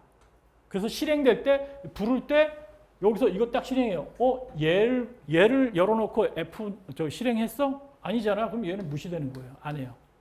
얘일 때만 실행돼요. 즉 이걸 뭐라 그런다? 엔트리 포인트라 그래요. 그래서 이 파일이 현재 엔트리 포인트라면 이걸 실행하세요라는 뜻이에요. 이해되시죠? 이 파일 열어놓고 플레이 버튼 누르면 이거 해라. 얘가 메인일 땐 이거 해라. 이 뜻입니다. 엔트리 포인트 어렵지 않죠? 자, 모듈 개념의 그 패키지, 아까 우리 파이사이드 U 패키지 설치해봤죠? 그 패키지가 뭐다? 저 모듈 잔뜩 모아놓은 겁니다. 그래서 용량이 몇백 메가가 될 수 있다는 얘기예요. 파일이 엄청나게 많다는 얘기죠. 왜냐하면 그 그래픽 하나 그리는데 쉽지 않거든요. 그래서 패키지란 뭐다? 모듈 왕창 모아놓은 거예요. 모듈은 뭐다? 클래스 왕창 모아놓은 거예요. 클래스를 모아놓은 것도 있지만 함수를 모아놓은 것도 있고 하여튼 모듈은 파일이다. 클래스는 함수랑 변수 모아놓은 거다. 이 정도 개념만 알고 계시면 될 것 같습니다. 이렇게 해서 여기서 문법도 중요하다 하지만 이 개념, 함수 분석하는 법, DEF로 시작하면 끊어요. 들여쓰기 끝나는 데까지 딱 끊은 다음에 그걸 분석하시면 되고 클래스 나온 순간 아 여기서부터 이만큼을 들고 다니는구나. 그 클래스가 인스턴스로 어디서 만들어지는지를 검색을 하셔야 돼요. 그렇게 하시면 되고 모듈은 여러분들이 그건 직접 쓰시는 겁니다. 또는 다른 거 부를 때 이 파일이 없네? 누가 뭐 만들었다는데 야 이거 빠졌는데 이거 빨리 줘. 이럴 수도 있는 거고 패키지는 그냥 여러분들 쓰시면 되고요. 이렇게 해서 기본 패키지로 해서 표준 패키지라고 하죠. 파이썬을 설치하면 기본적으로 들어가 있는 패키지들이에요. 이거는 여러 개가 있으니까 쭉 한번 읽어보시고요. 전체 목록은 여기에 써 있습니다. 밑에 제가 링크 하나 걸어놨어요. 두 번째 페이지에. 그리고 많이 사용되는 패키지들이에요. 넘파이는 고성능 다차원 배열 및 행렬 연산을 할 때 많이 쓰고요. 판다는 데이터, 엑셀이라고 보시면 됩니다. 저 판다는 정말 엑셀처럼 막강한 기능을 가지고 있는 패키지고 SCI 파이는 미적분, 선형대수 이런 거 됩니다. 그래서 역행렬 풀거나 이럴 때 SCI 파이, 맵플롯 LIB는 엑셀에 차트 그릴 때 정도의 퀄리티를 이걸로 그려낼 수가 있어요. 파이사이드 이건 아시겠지만 창 만드는 거고 쭉 있고 밑에 텐서플로우나 토치는 전부 다 AI 짤 때 만드는 패키지예요. 심심하신 분들은 AI한테 물어봐서 야 이거 AI 좀 공부하고 싶은데 이거 깔아서 어떻게 시작하면 좋을까? 라고 시작하실 수도 있습니다. 자 이렇게 해서 이제 파이썬에 대한 문법 내용은 대충 했어요. 정말 대충 했죠. 중요한 거는 뭐다? 디버깅 방법이 제일 중요하고요. 두 번째는 함수, 클래스, 모듈, 패키지 개념. 그래서 모듈은 어떻게 쓰는지, 함수는 어떻게 분석을 하는지 그 내용이 지금 한 수업에서 제일 중요한 부분이었습니다. GUI 프로그래밍이라기보단 그림 그리기 시간이 돌아왔습니다. 그냥 미술 시간이다 생각하시고 들으시면 될 것 같아요. 자, 이 파이사이드 6은 아까도 말씀드렸지만 그 창을 만드는 그런 이제 그러니까 패키지라고 보시면 되는데 크로스 플랫폼으로서 이제 Qt 크로스 플랫폼을 쓰는데 Qt는 아까도 말씀드렸지만 파이Qt가 있고 파이사이드 6이 있다고 그랬죠. 근데 아이러니하게도 파이Qt가 아니라 파이사이드 6이 Qt의 공식 파이썬 버전입니다. 그래서 파이Qt는 여기서 아류작으로 나온 거지만 그게 더 유명하긴 하다. 그래서 얘는 윈도우즈, 맥, 리눅스에서 다 동작합니다. 즉 여기서 이 파이사이드 6으로 창 같은 거 만들었으면 그거를 맥북에서도 실행이 가능하다는 얘기예요. 특수한 함수만 쓰지 않는다면. 자 그리고 우리 파이사이드 6은 아까 설치했었죠. pip 인스톨 해가지고 파이사이드 6은 아까 설치를 했었기 때문에 더 뭐 여기서 설치 방법을 알려드리지는 않고요. 우리가 지금 가지고 있는 그 가상 환경 내에 파이사이드 6이 있기 때문에 그 가상 환경 내에서 창 만드는 법부터 해가지고 하나하나 할 겁니다. 그래서 파일을 하나 새로 만든 다음에 그 파일 이름을 뭐 적절히 명명한 다음에 거기다가 이제 할 거예요. 먼저 이제 파이사이드 6을 아시려면 이 개념부터 아셔야 돼요. 여러분들이 만들 수 있는 창은 크게 세 가지 종류가 있습니다. 첫 번째가 메인 윈도우라는 게 있고요. 그 다음에 다이얼로그라는 게 있고 위젯이라는 게 있어요. 자, 메인 윈도우는 뭐냐면 여러분들이 알고 있는 프로그램 구성입니다. 제일 위에 메뉴 줄이 있고 그 다음에 아이콘 바가 있고 밑에 상태 표시 줄이 있어요. 그 빈 공간에다 이제 여러분들이 만들고 싶은 프로그래밍을 하면 되는데 디자인을 하면 된다는 얘기죠. 메뉴바나 이런 게 여기서 만들 수 있기 때문에 웬만한 좀 규모 큰 거다 그러면 메인 윈도우를 해가지고 만드시면 되겠죠. 두 번째, 다이얼로그다 있는데 다이얼로그는 뭐냐면은 말 그대로 여러분들 뭔가 실행할 때 간단하게 뭔가 틱 누르면은 갑입력 창이 뜨거나 아니면 경고 메시지가 뜨거나 이런 것들이 다 다이얼로그라고 보시면 돼요. 되게 단편적인 기능만 하는 창을 다이얼로그로 보통 표현을 많이 합니다. 그래서 이 창의 목적을 잘 생각해 보시고 뭘로 만드실지를 하는데 메뉴가 필요하면 무조건 메인 윈도우로 가셔야 돼요. 안 그러면 메뉴 구성하기가 가능은 하지만 다이얼로그에서도 메뉴를 만들 수는 있지만 한 1초면 끝날 거를 한 일주일 고생하실 겁니다. 그럼 굳이 이걸로 할 필요가 없죠? 메인 윈도우로 하시면 되죠. 위젯은 다이얼로그와 메인 윈도우의 중간 정도다라고 생각하시면 돼요. 그래서 너무 간단하지도 않지만 메인 윈도우처럼 복잡한 것까지는 난 생각 없어. 그럼 위젯으로 만드시면 돼요. 작고 간단한 앱 정도 만들 때 사용한다. 보시면 되겠습니다. 이 세 가지 잘 기억하고 계시고요. 먼저 AI한테 뭐 이곳은 메인 윈도우입니다라는 버튼 누르면은 이곳은 메인 윈도우입니다라는 거를 출력해주는 띵하고 이렇게 알람이 나오는 그런 GUI 프로그램 하나 만들어줘. 그러면 이렇게 만들어줘요. 이렇게 만들어주고 저거 딱 실행시키면 이렇게 뜹니다. 매우 디자인 구리죠. 매우 디자인 구리인데 하여튼 이렇게 간단하죠. 자, 이게 세 가지 부위로 나뉘어져 있는데 첫 번째 부분은요. 임포트 보는 순간 아 얘도 뭐 뭔가 다른 패키지에 다른 데에 있는 기능을 들고 와서 뭔가 쓰네. 그래서 임포트 sys인데 얘는 아까도 말씀드렸지만 표준 라이브러리 갖다가 쓰고요. 그리고 from 파이사이드 이게 임포트가 있어요. 임포트는 다른 모듈, 다른 파일을 들고 온다 그랬죠. 앞에 from은 뭡니까? from은 좀 큰 규모의 모듈에서 쓰는데 모듈의 엄청 큰 경우는 from 어떤 큰 모듈 안에서 요것만 가지고 쓰겠다. 모듈을 묶어 놓은 게 있어요. 이렇게 좀 그러니까 하나의 파일 안에 클래스가 여러 개 있는 경우는 이런 식으로 사용을 합니다. 이 파일 안에서 요 클래스만 갖다가 불러서 쓰겠다라는 뜻이에요. 다 안 부르고. 근데 굳이 그럴 필요가 없죠. 그냥 다 쓰면 됩니다. 자, 그리고 여기가 이제 뭐냐면은 모듈, 내가 필요한 기능을 가지고 있는 모듈들을 불러오는 부분이에요. 요거는 제일 윗줄에 항상 다 중간에 있으면 안 돼요. 중간에 있어도 상관은 없어요. 그렇지만 보통은 위에다가 다 써놓고 시작합니다. 일반적으로. 두 번째, 클래스하고 이게 바로 창을 만들어주는 파이썬 코드가 되겠어요. 클래스하고 my main window는 여러분들 그냥 이름 내키는 대로 만드시면 되고 뒤에 q my window, main window라고 있는데 이 부분은 이제 뭐 상속 뭐 이런 거 생각하시면 되는데 q는 qt의 약자입니다. qt 기능 쓴다 그랬죠. qt의 메인 윈도우 기능을 물려받아서 쓸 거야. 즉 얘는 메인 윈도우이기 때문에 요거를 갖다가 상속을 받아 쓰는 거예요. 근데 상속 뭐 이런 거 몰라도 돼요. 그냥 메인 윈도우 기능 갖다 쓴다는 얘기구나. 이렇게만 생각하시면 됩니다. 그리고 def하고 언더바 인이 어쩌고 있는데 def 함수 시작하네. 근데 뭐 함수 이름 되게 이상하게 생겼다. 얘는 클래스 안에 있는 어떤 저기 뭐지? 필수 함수라고 보면 되는데 특수 함수, 특수 목적 함수라고 보시면 되는데 이렇게 들여쓰기해서 여기부터 여기까지죠. 그래서 이 클래스가 처음에 불러지면 무조건 얘는 실행합니다. 무조건. 아시겠죠? 그래서 실행할 때 뭐 set 어쩌고 저쩌고 막 있는데 이거는 뭐 아실 필요 없어요. 그냥 그때 필요하면은 AI한테 이거 뭐야? 저거 뭐야? 물어보시면 다 얘기해 줍니다. 그리고 밑에 보시면 무조건 이게 있어요. if name이 메인과 같은 즉 얘가 이 파일이 엔트리 포인트라면 그래서 이 파일 놓고 플레이 버튼 누르거나 이 파일을 놓고 F5 또는 컨트롤 F5 눌렀을 때 무조건 이 부분이 실행이 되겠죠. 자, 일반적인 프로그램과 윈도우용 프로그램의 다른 점에 대해서 설명을 드릴게요. 우리 2 더하기 3 프로그램 뭐 이런 거 간단한 거 아까 봤죠. 예제를 통해서 그러니까 실행시키면 어떻게 됩니까? 값 딱 출력하고 끝났죠. 그런데 만약에 내가 윈도우 보여주는 프로그램을 만들었어. 실행 딱 했어.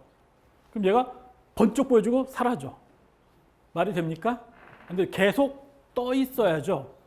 우리가 만드는 일반적인 계산용 프로그램과 윈도우즈용 프로그램은 이 차이가 매우 커요. 즉 윈도우는 클릭하면 계속 떠 있어야 되고 계속 계산이 되고 있어야 되고 계속 메모리를 잡고 있어야 돼요. 근데 계산용은 틱 누르면 계산 딱 하고 끝나요. 그죠? 우리가 만들려는 것 윈도우용 GUI 프로그램입니다. 그래서 계속 떠 있어야겠죠. 그걸 계속 떠 있게 해주는 명령이 바로 이 부분이란 얘기예요. 그래서 얘가 처음에 시작되는 이 파일을 가지고 처음에 시작하면 Q 어플리케이션이라는 어떤 클래스가 있는데 걔를 여기다 인스턴스로 만든 거죠. 그래서 그 앱을 이게 바로 계속 끊임없이 실행해라 이 얘기예요. X표 누르기 전까지, 클로즈 버튼 누르기 전까지 계속 실행해라가 바로 얘가 됩니다. 클로즈 버튼 누르면 얘가 실행되겠죠. 그리고 그 위에 보시면 윈도우 쇼가 딱 봐도 아시겠지만 창 보여지게 하는 거구나 라는 뜻입니다. 그냥 그렇게 두리뭉실하게 아시면 돼요. 안에 어떤 내용이 있는지 이런 건 봐도 모릅니다. 그냥 그렇게 하는 거구나. 그래서 얘는 거의 뭐 그냥 공식처럼 써요. 이렇게. 여러분들은 뭐만 하면 된다? 여기다 클래스 이름 놓고 여기서 그 이름을 불러오기만 하면 창이 보여지는 거예요. 되게 간단하죠? 그럼 여러분들은 해야 될 게 뭐다? 이 부분 만드는 거네요. 맞아요. 처음과 끝은 껍데기예요. 이 안에 여러분들은 내용물을 채워 넣으셔야 된다는 얘기죠. 이 내용물은 코딩으로 하는 방법이 있고 그림으로 그려서 하는 방법이 있어요. 여기에다가 가로 사이즈는 500이고 세로 사이즈는 300이고 가운데 버튼이 이렇게 들어갈 텐데 어느 위치에 들어가고 색깔은 뭐고 폰트는 뭘로 하고 크기는 뭘로 하고 이거를 다다다다다 칠한 얘기예요. 옛날엔 그렇게 했어요. 그래서 죽어나가는 프로그래머들이 꽤 많았겠죠. 괄호로. 자, 근데 그렇게 만들려니까 너무 힘들잖아요. 그래서 그거를 GUI 환경에서 잘 디자인할 수 있게끔 만든 거를 이따가 배우실 거예요. 누가 요즘 그렇게 날 코딩해서 GUI 만듭니까? 말도 안 되죠. 눈으로 보면서 그려가면서 하는 게 답입니다. 그래서 여러분들이 AI한테 어떤 창을 나타내는 이런 기능의 프로그램 만들어줘 그러면 걔는 날 코딩해서 알려줘요. 이 내용 보면 보기 어려워요. 처음 하시는 분들은. 그렇죠? 그렇지만 여러분들은 직접 그리실 수가 있으니까 그려서 하시면 된다는 얘기예요. 거꾸로 AI 보고 그려달라고 하면 되잖아요. 걔는 못해요. 걔는 날 코딩만 할 줄 알아요. 걔는 못 그립니다. 그래서 여러분들은 직접 디자인하실 수가 있기 때문에 하시면 돼요. AI가 더 잘하지 않나요? 여러분들 AI한테 그 프로그램 만들어달라고 해본 적 있으신가요? GUI? 아까 어떤 분이 그러시던데 10% 제가 보기엔 한 20-30% 부족해요. 되게 없어 보여요. 솔직히. 근데 여러분들이 직접 만들면 좀 더 멋있게 만들 수 있죠. 진짜 버튼 색깔까지 여러분들이 다 바꿀 수 있어요. 거기다 그림을 넣을 수도 있고 사진을 넣을 수도 있고 회사 로고를 왼쪽에 위에 박을 수도 있고 막 여러 가지를 다 할 수 있습니다. 여러분들이 마음에 상상하는 모든 거를 디자인할 수가 있다는 얘기예요. 훨씬 그게 낫겠죠. 대신에 거기까지 가려면 엄청 노력을 하셔야 돼요. 엄청. 자, 일단 우리가 배울 거는 이 부분인데 이 부분은 디자인으로 할 겁니다. 라고 말씀을 드렸어요.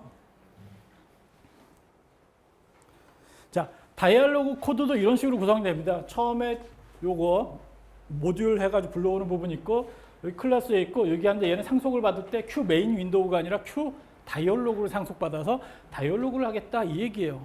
크게 어려운 거 없죠. 여기 딱 보면 대충 눈치채실 텐데 버튼 하나 있고 클리크드 버튼 누르면 이게 실행이 되나 보다 이런 식으로 생각을 하실 수가 있습니다. 자, 위젯 코드 구성이라고 있는데요. 위젯도 이런 식으로 구성은 똑같아요. 모듈, 메인 부분, 그리고 엔트리 포인트 다 똑같습니다. 그래서 여러분들은 엔트리 포인트만 어떻게 쓰는지 잘 구분해서 여기 있는 거 카피에다가 그냥 쓰시면 된다는 얘기. 이름만 맞춰주면 돼요. 자, 그럼 이제부터 그림 그리는 방법에 대해서 설명을 드릴 텐데요. 자, 파이사이드 6을 설치를 하게 되면 프로그램에서 그 그리는 프로그램이 있는데 그거를 같이 자동으로 설치를 해줍니다. 아시겠죠? 그래서 근데 그거를 비주얼 스튜디오 코드에서 다이렉트로 불러오는 방법이 있는데 어떻게 하면 되냐면 익스텐션에서 Qt4 파이썬을 검색해서 설치하셔야 돼요. 비주얼 스튜디오 코드에서. 자, 익스텐션 어떻게 설치하죠? 보시면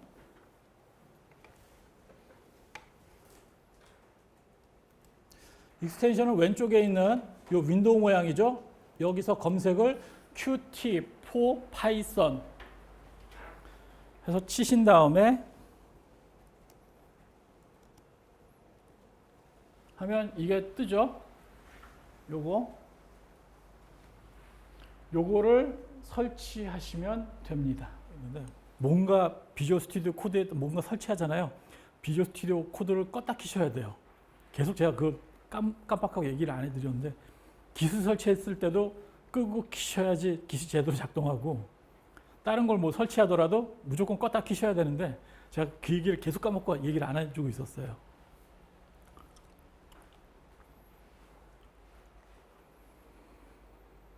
얘도 설치하시면 얘는 그냥 되긴 할 텐데 혹시 모르니까 껐다 켜신 다음에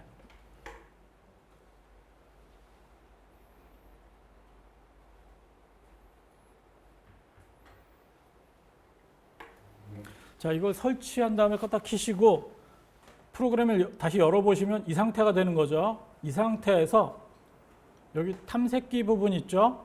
탐색기에서 빈 공간에서 우클릭을 한번 해보시면 요걸 하기 전에 참 죄송합니다. 여기서 컨트롤 쉬프트 P에서 프롬프트에서 인터프린터를 지금 현재 가상 환경에서 사용하고 있죠. 가상 환경의 인터프린터를 선택해 주셔야 돼요. 반드시. 그래서 인터프린터 선택 누르신 다음에 여기서 myvenv라고 저는 이름 지어 놓은 거 있죠. 요거에 대한 python.exe를 선택을 해 주셔야 됩니다. 이거 안 하면 에러 나요. 그래서 아까 그 디자인하는 프로그램이 실행이 안 될 거예요. 왜냐하면 우리는 파이사이드 6을 가상 환경 안에다 설치해 놨죠. 근데 인터프리터는 밖에 있는 놈을 쓰라 그러면 얘가 연동이 안 되면서 에러가 막 뜨고 작동이 안 되고 그래요. 저걸 반드시 가상 환경이면 파이썬을 저걸로 바꿔주시고, 그다음에 아까 Qt4 파이썬 설치하셨으니까 여기서 빈 곳에서 우클릭 누르신 다음에 제일 밑에 Create Qt UI 파일이라고 있어요. 얘를 클릭하세요. 그럼 뭐라 하면서 얘가 뜨죠. 자, 이 프로그램은 Qt 디자이너라고 해서 그 윈도우 창을 디자인해서 만들 수 있도록 해주는 프로그램이에요. 이거랑 VS 코드랑 왔다 갔다 하면서 이제 프로그래밍을 하셔야 됩니다. 자, 이제부터 어떤 프로그램을 만들지에 대해서 설명을 좀 드릴게요. 지금 뭐 처음 시작하는 거기 때문에 매우 복잡하거나 어려운 거 하게 되면 뭐 우리는 시간의 한계가 있기 때문에 어렵고, 간단한 거 하나 만들 건데 그냥 간단하게 이렇게 생각했어요. 저기 우리 이제 밥집 가면 테이블마다 저기 패드 하나씩 달려 있잖아요. 패드의 역할은 뭐죠? 여기에 몇 번 테이블이고 메뉴가 있고, 메뉴를 클릭해서 주문하면 주문이 완료되었습니다. 이게 뜨는 거죠. 결제 시스템 있는 곳도 있지만 그냥 주문이 들어갔다 뭐 이렇게 했는데 우리 네트워크도 연결을 안 하고 뭐 그런 거 없이 그냥 거의 분식 메뉴 한 3개 있고 식사 메뉴 한 3개 있고 선택하면은 버튼 누르면 이게 주문되었습니다 라고 딱 메시지 띄워주는 프로그램, 조그만한 거 하나 만들어 보려고 하는 거예요. 지금 그걸 하는데 얼마나 걸릴지 한번 시간 한번 재보시면, 솔직히 혼자 했을 때 그때 10분이면 만들었어요. 간단하죠. 아이디어만 있으면 금방 만듭니다. 여러분도 쉽게 하실 수가 있을 거예요. 자, 일단 PyQt를 이용하셔야 되는데 PyQt 이용하기 전에 PyQt의 구성부터 알려드릴 거예요. 처음에 PyQt, Qt 디자이너죠. Qt 디자이너가 어떤 식으로 구성되어 있고 어떻게 쓰는지부터 알아야지 이제 사용을 하면서 쓰실 거 아니에요. 제일 처음에 얘를 구동시키면 이렇게 가운데에 요거 폼이 나옵니다. 어떤 형태의 창을 만들 것이냐. 근데 아까도 말씀드렸지만 파이사이드 6으로 만들 수 있는 게 메인 윈도우, 다이얼로그, 위젯 이 3가지 종류가 있다고 그랬죠. 그래서 여기 선택하는 거예요. 다이얼로그 위드 버튼 바텀 있죠. 밑에 OK 캔슬 버튼이 있는 다이얼로그를 만들 거니, 아니면은 오른쪽에 버튼이 있는 다이얼로그를 만들 거니, 아니면 버튼 없는 다이얼로그 만들 거니, 아니면 메인 윈도우 만들 거냐, 위젯 만들 거냐 이렇게 물어봅니다. 그러면 여러분들은 이 중에서 잠깐만, 우리가 뭐 만들려고 하지? 다이얼로그이긴 한데 잠깐만. 저희는 다이얼로그 위다우트 버튼으로 만들게요.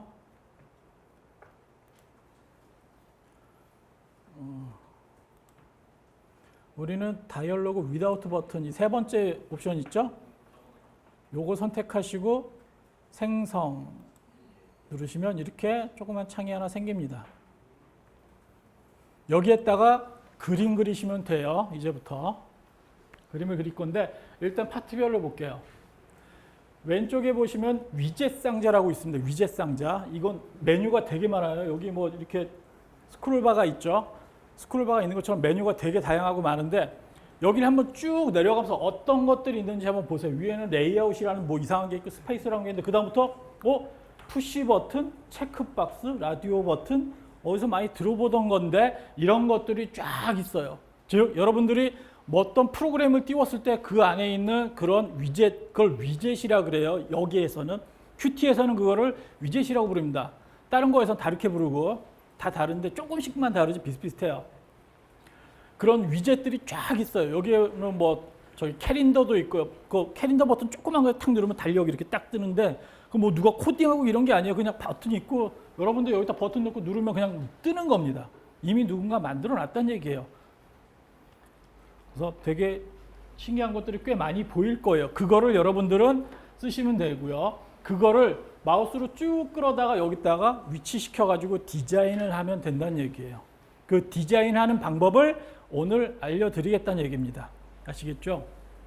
그리고 이쪽에는 속성 편집기, 개체 탐색기, 뭐 리소스 탐색기 이런 복잡한 거가 있는데 여러분들은 오늘은 리소스 탐색기는 안 만질 거예요. 리소스 탐색기는 되게 조금 고급진 내용이 들어가는 거라 보통 이 안에서 사용하는 게 그림 저장해 놓고 프로그램 설치했을 때 아이콘, 시작 아이콘, 뭐 프로그램 아이콘이라든지 아니면은 뭐 명령, 어떤 메뉴에서 뭐 파일 오픈 누르면은 그 명령이 실행되는 것들, 그걸 연결할 때 쓰는 건데 여기서는 그 정도까지는 아니니까 안 할 거고 속성은 뭐냐면 이 위젯이 가지고 있는 속성이에요. 아시겠죠? 위젯이 가지고 있는 속성이 그 위젯의 사이즈, 폰트, 색깔, 그리고 라인 두께 이런 걸 정의하는 것이 바로 이 속성입니다. 그리고 그 위젯의 이름까지도 주로 여러분들이 쓸 거는 그 위젯의 이름이 주로 변경할 때 이 속성창을 많이 쓰겠죠. 그리고 이름과 텍스트가 따로 있어요. 버튼 이름은 이름인 거고 그 버튼에 쓰여 있는 글씨 있죠. OK 버튼이면은 OK라고 써놓고요. 그 버튼의 이름, 프로그램에서 그걸 버튼을 부를 때, 이 버튼이 눌러졌을 때 우리는 보통 OK, BTN 뭐 이런 식으로 버튼이라고 표현을 많이 하는데 그런 식으로 돼 있고 개체 탐색기란 내가 만든 것들이 여기에 어떤 위계관계를 가지고 구성이 되어 있는지 여기에 그림이 보여집니다. 마치 탐색기처럼 폴더 관계처럼 쭉 그림이 보여지는 그런 게 되겠어요. 이게 안 보이시는 분들은 창에서 이제 필요한 거를 보시면 열릴 겁니다. 자, 아까 뭘 만든다 그랬죠? 테이블에서 그 테이블 번호가 위에 적혀 있고 밑에 식사를 할지 분식을 먹을지 이거를 선택할 수 있는 탭을 만들 거예요. 탭. 그걸 탭이라 그러는데 이 위젯들의 용어 있죠. 용어 다 외우셔야 됩니다.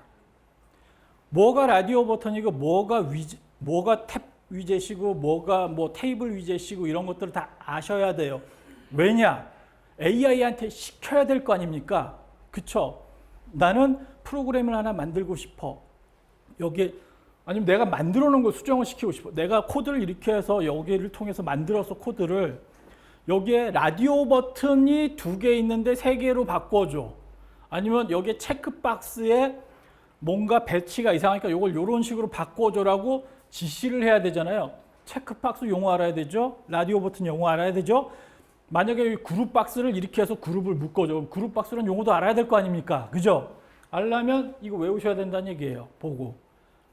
알아두면 편합니다. 대화할 때.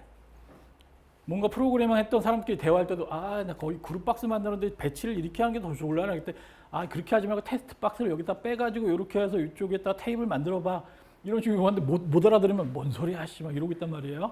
그냥 그런 거 아시려면 다 웬만한 거 주로 사용되는 것만 외우시면 돼요. 푸시 버튼, 라디오 버튼, 체크 박스 이런 것들. 그리고 테이블은 여기서 그리드 위젯이라고 아니다. 테이블 위젯이지. 이게 프로그램마다 달라요. C샵은 그리드 위젯이라고 하는데 테이블 위젯이죠. 자, 일단 구성은 이렇게 돼 있어요. 이제부터 시작을 해보도록 하겠습니다.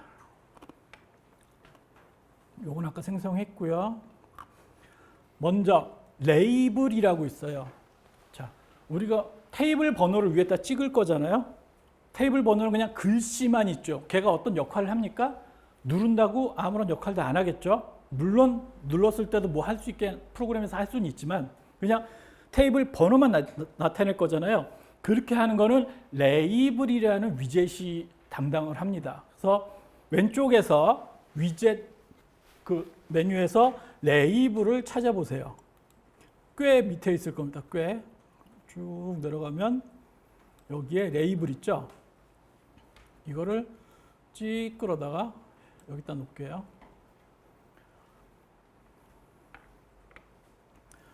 그런 다음에 쟤를 이름을 테이블 번호 2번이라고 바꾸겠습니다. 얘를. 자, 여기에 레이블이 지금 현재 텍스트 레이블이라고 있는데 이 이름을 바꾸려면 이걸 더블 클릭해서 바꾸실 수도 있고 또는 속성창에서 바꾸실 수도 있고 속성창에서 레이블 여기 텍스트 값이라고 있는데 여기 있다. 어디 있어? 잘 안 보이네. 오씨 노안이 와서 여기서 그냥 더블 클릭해서 바꾸시죠. 여기서 더블 클릭한 다음에 한글로 테이블 번호 샵 2번 해놓고 옆으로 쭉 늘리시면은 글씨가 다 보이실 거예요. 자, 근데 사용자가 보기에 너무 글씨가 작아 보이니까 크기를 바꿔볼게요. 요 레이블 위젯을 클릭한 상태에서 속성 편집기 있죠. 여기에 중간에 보시면 폰트라는 메뉴가 있습니다. 폰트. 중간에 폰트. 이거를 확장해 보면 여기에는 글씨체 있고 폰트 크기 있고 막 이래요. 우리는 폰트 크기를 좀 키울게요. 12 키우고 그리고 잘 보이게 굵게 볼드체로 바꾸겠습니다.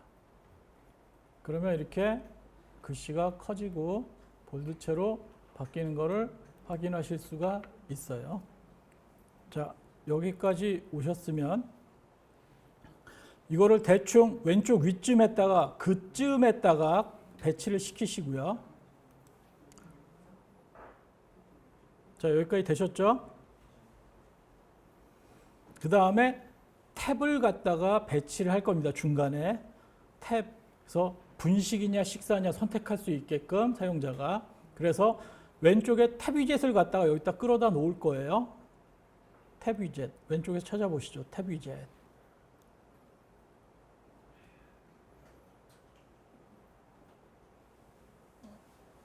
탭 어디 있지? 여기 있다. 보시면 여기 컨테이너에 탭 위젯이라고 있어요. 쭉 끌어다가 여기다 놓습니다. 그리고 크기를 조금 키워볼게요. 이 정도 그냥.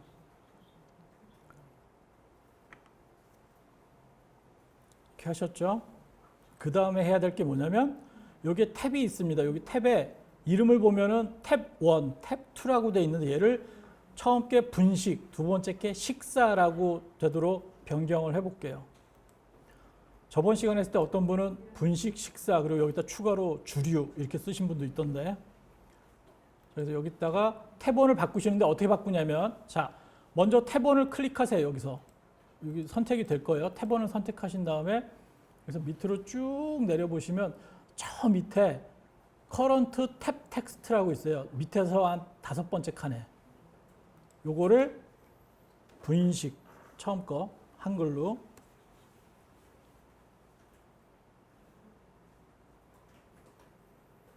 마찬가지로 탭2도 탭2 누른 상태에서 밑으로 쭉 가보시면 탭2 커런트 탭 텍스트를 식사로 변경을 해볼게요. 그러면 여기에 분식 식사로 바뀌어 있는 걸 보실 수가 있어요. 그렇죠?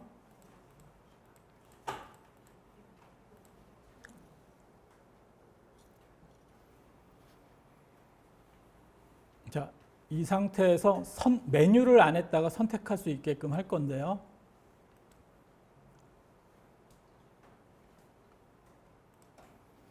메뉴에 분식에는 라면, 만두, 떡볶이인데 여러분들 드시고 싶으신 거 지금 머릿속에 딱 떠오르는 거 있죠? 그거 체크박스로 3개를 만들 겁니다. 체크박스 1개, 2개, 3개 끌어다가 세로로 배치를 하시면 되겠습니다.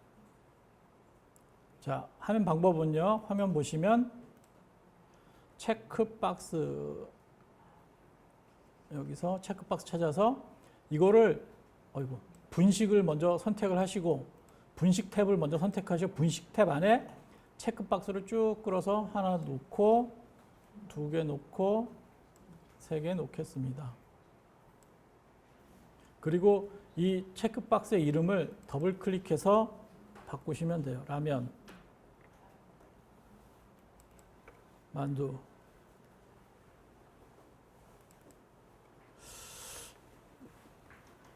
떡볶이. 이렇게 3개를 만들게요. 그렇게 어렵지 않죠? 자, 그 다음에 식사 탭을 눌러서 식사 탭을 누르게 되면은 아무것도 없어져요. 분식에는 다 있는데 식사 탭 누르면 다시 초기화 돼 있죠. 여기서 다시 또 3개 메뉴 정도 끌어다가 이렇게 놓을게요. 여기는 식사 드시고 싶으신 거 3개 아무거나 또 해주세요. 저는 비빔밥. 뭐하지? 오징어 덮밥. 그리고 돌소 비빔밥. 그래서 글씨가 잘릴 경우는 이 크기를 그냥 이렇게 대충 조절해 주시면 됩니다. 이렇게 왔다 갔다 하면서 잘리면은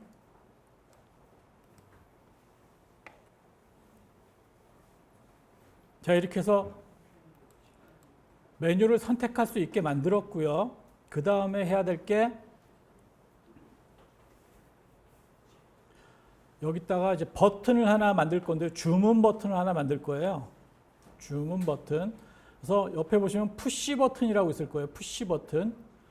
푸시 버튼을 쭉 끌어다가 탭 위젯 바깥쪽 우측 아래에다가 대충 배치시키신 다음에 이걸 더블 클릭하시면 이름을 바꾸실 수가 있어요. 주문. 이런 식으로 바꾸겠습니다. 자, 되게 허접하게 만들어지긴 했지만 일단은 만들긴 만들었죠.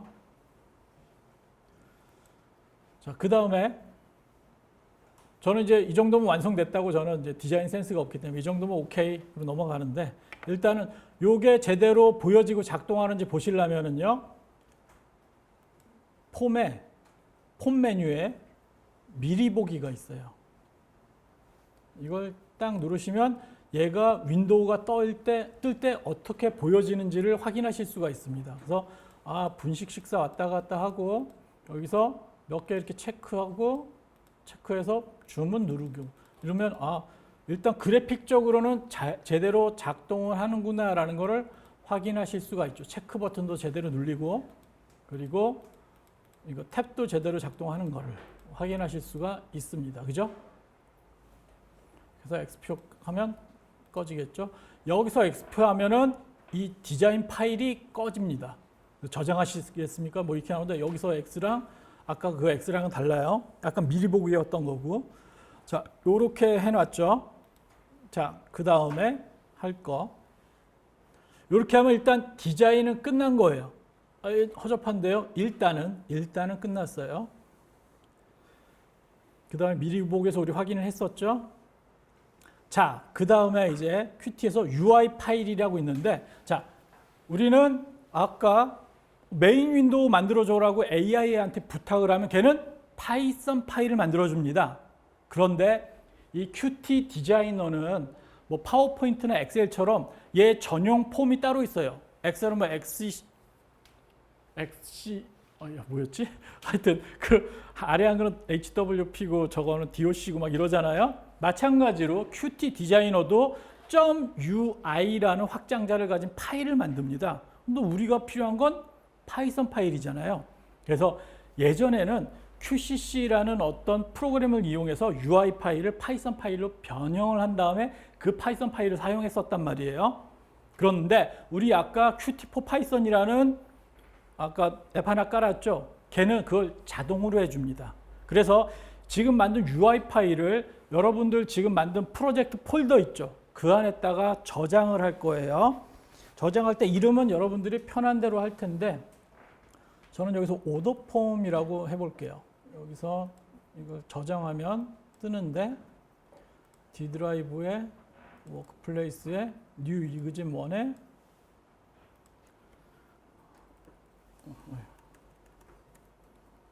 오더 폼이라고 저장을 한번 해보겠습니다.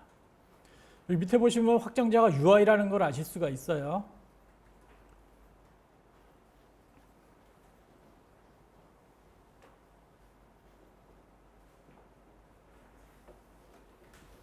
여러분들 지금 연습하고 있는 그 폴더 있죠? 거기다가 저장을 킹 누릅니다. 그리고 나서 파이썬 코드 여기 VS 코드에 들어가 보시면은 여기에 방금 만든 파일이 목록이 생겼죠? 자동으로. 그죠? 근데 이상하다. 난 UI 파일만 만들었는데 .py라는 파이썬 파일이 새롭게 생성이 됐네. 얘는 자동으로 해줘요. 아까 그거 깔아가지고. 되게 편하죠? 그래서 VS 코드가 편하다는 얘기예요. 그래서 자동으로 만들어줬죠. 그럼 우리 이 파이썬 파일을 가지고 실행하면 보이나요? 보이겠죠. 보이기만 하지 작동은 안 한다는 얘기예요. 아시겠죠? 자, 그럼 우린 이걸 작동하게 해야 되잖아. 그죠? 작동은 어떻게 코딩하죠? AI한테 시키면 되잖아요. 자, 여기서 이제 핵심. 여러분들의 역할은 뭐다? 그림만 그리면 된다는 얘기예요. 작동은 시키면 돼. 걔한테 뭐라고 물어보면 될까요? 야, 내가 이런 폼을 만들었어. 여기서 주문 버튼 누르면 체크되어 있는 것만 해가지고 주문이 완료되었습니다라는 창을 띄워주게끔 네가 만들어줘. 이러면 얘가 기가 막히게 만들어줍니다. 대신에 걔한테 그냥 얘기하면 안 되고 어떻게 해야 된다? 여러분이 만든 이 파이썬 파일을 걔한테 줘야 돼요. 코드 쫙 복사해서 딱 붙여놓고 내가 이렇게 만들었어. 요거 가지고 버튼 누르면 이렇게 작동하게끔 코드 만들어줘. 쫙 만들어줘요. 그럼 카피해서 가져와서 실행하면 된다는 얘기예요. 그래서 저는 이걸 어떻게 했냐면 저는 제미나이를 썼어요. 여기서 이렇게 부탁을 했습니다. 일단은 먼저 아까 전에 만든 파이썬 파일 있죠? ui.py라는 그 파이썬 파일. 그거 일단 한번 열어볼까요? 그 안에 어떻게 돼 있나? 이 코드가 커서.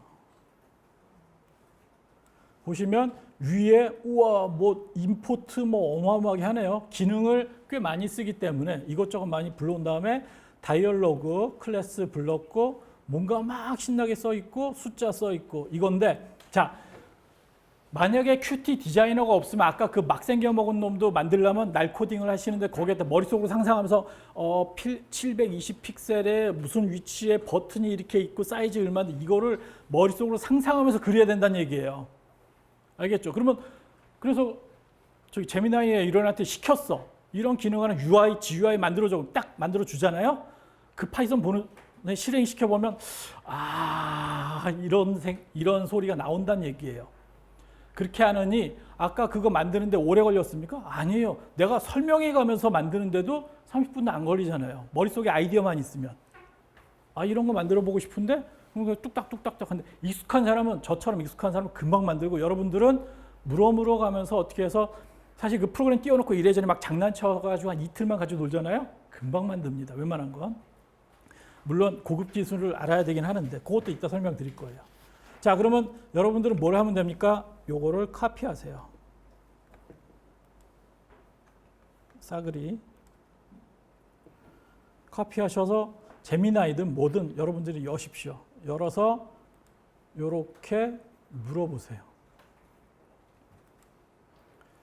아니면 파이썬 파일을 아까 그 파이썬 파일을 통째로 그냥 끌어다가 제미나이든 뭐 챗GPT든 아니면 뭐 클로드 코드든 갖다 집어넣어도 됩니다. 넣고 저 같은 경우는 여기 빨간색 박스 있죠? 이렇게 질문을 했어요. 첨부한 파일이라고 반드시 얘기를 해줘야 돼요. 첨부한 파일. 명령을 할 때 정확히 지시를 하셔야 됩니다. 첨부한 파일을 자 여기서 중요한 거 임포트한 후 요 용어 반드시 들어가야 돼요. 임포트가 뭡니까?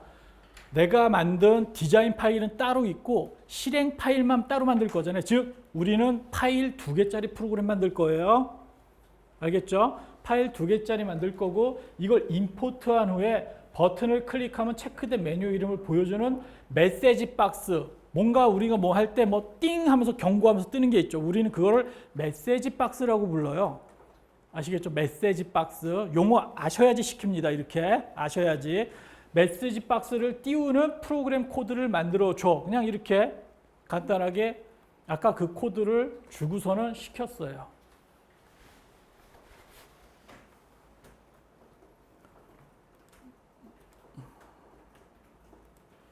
여기에 저 재미나이가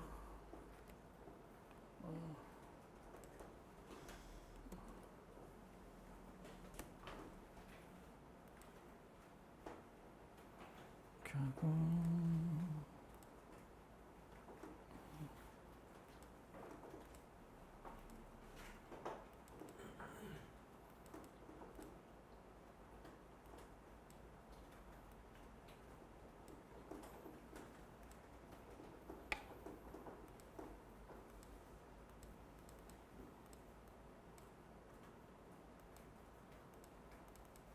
이게 이렇게 돼 있네.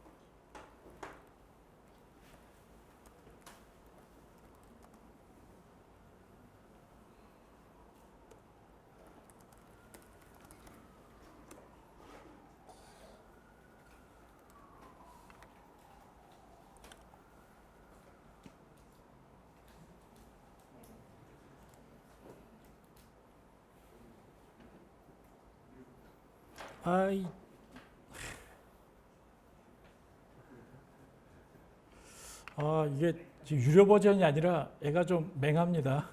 제가 이거를 첨부한 파일을 참고하라고 했는데 첨부한 파일에 보면 파이 사이드 6이라고 분명히 써 있거든요.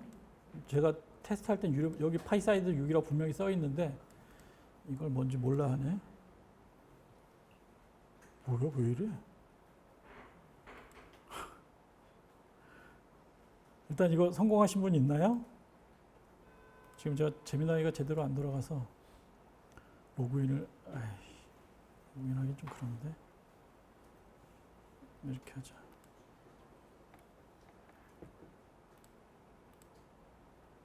유료가 아니면 이거 스톱.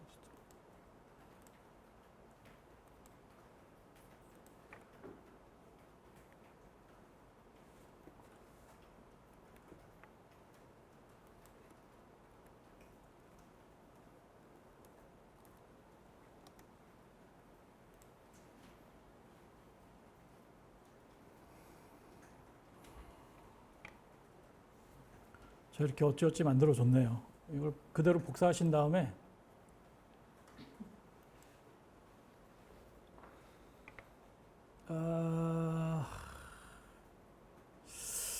안 될 텐데 이거.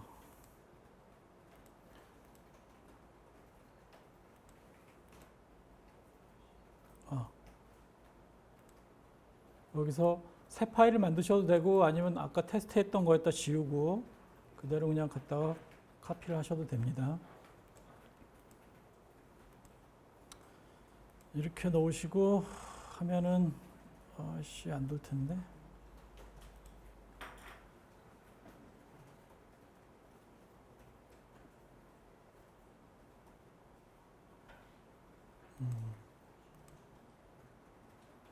잠깐만.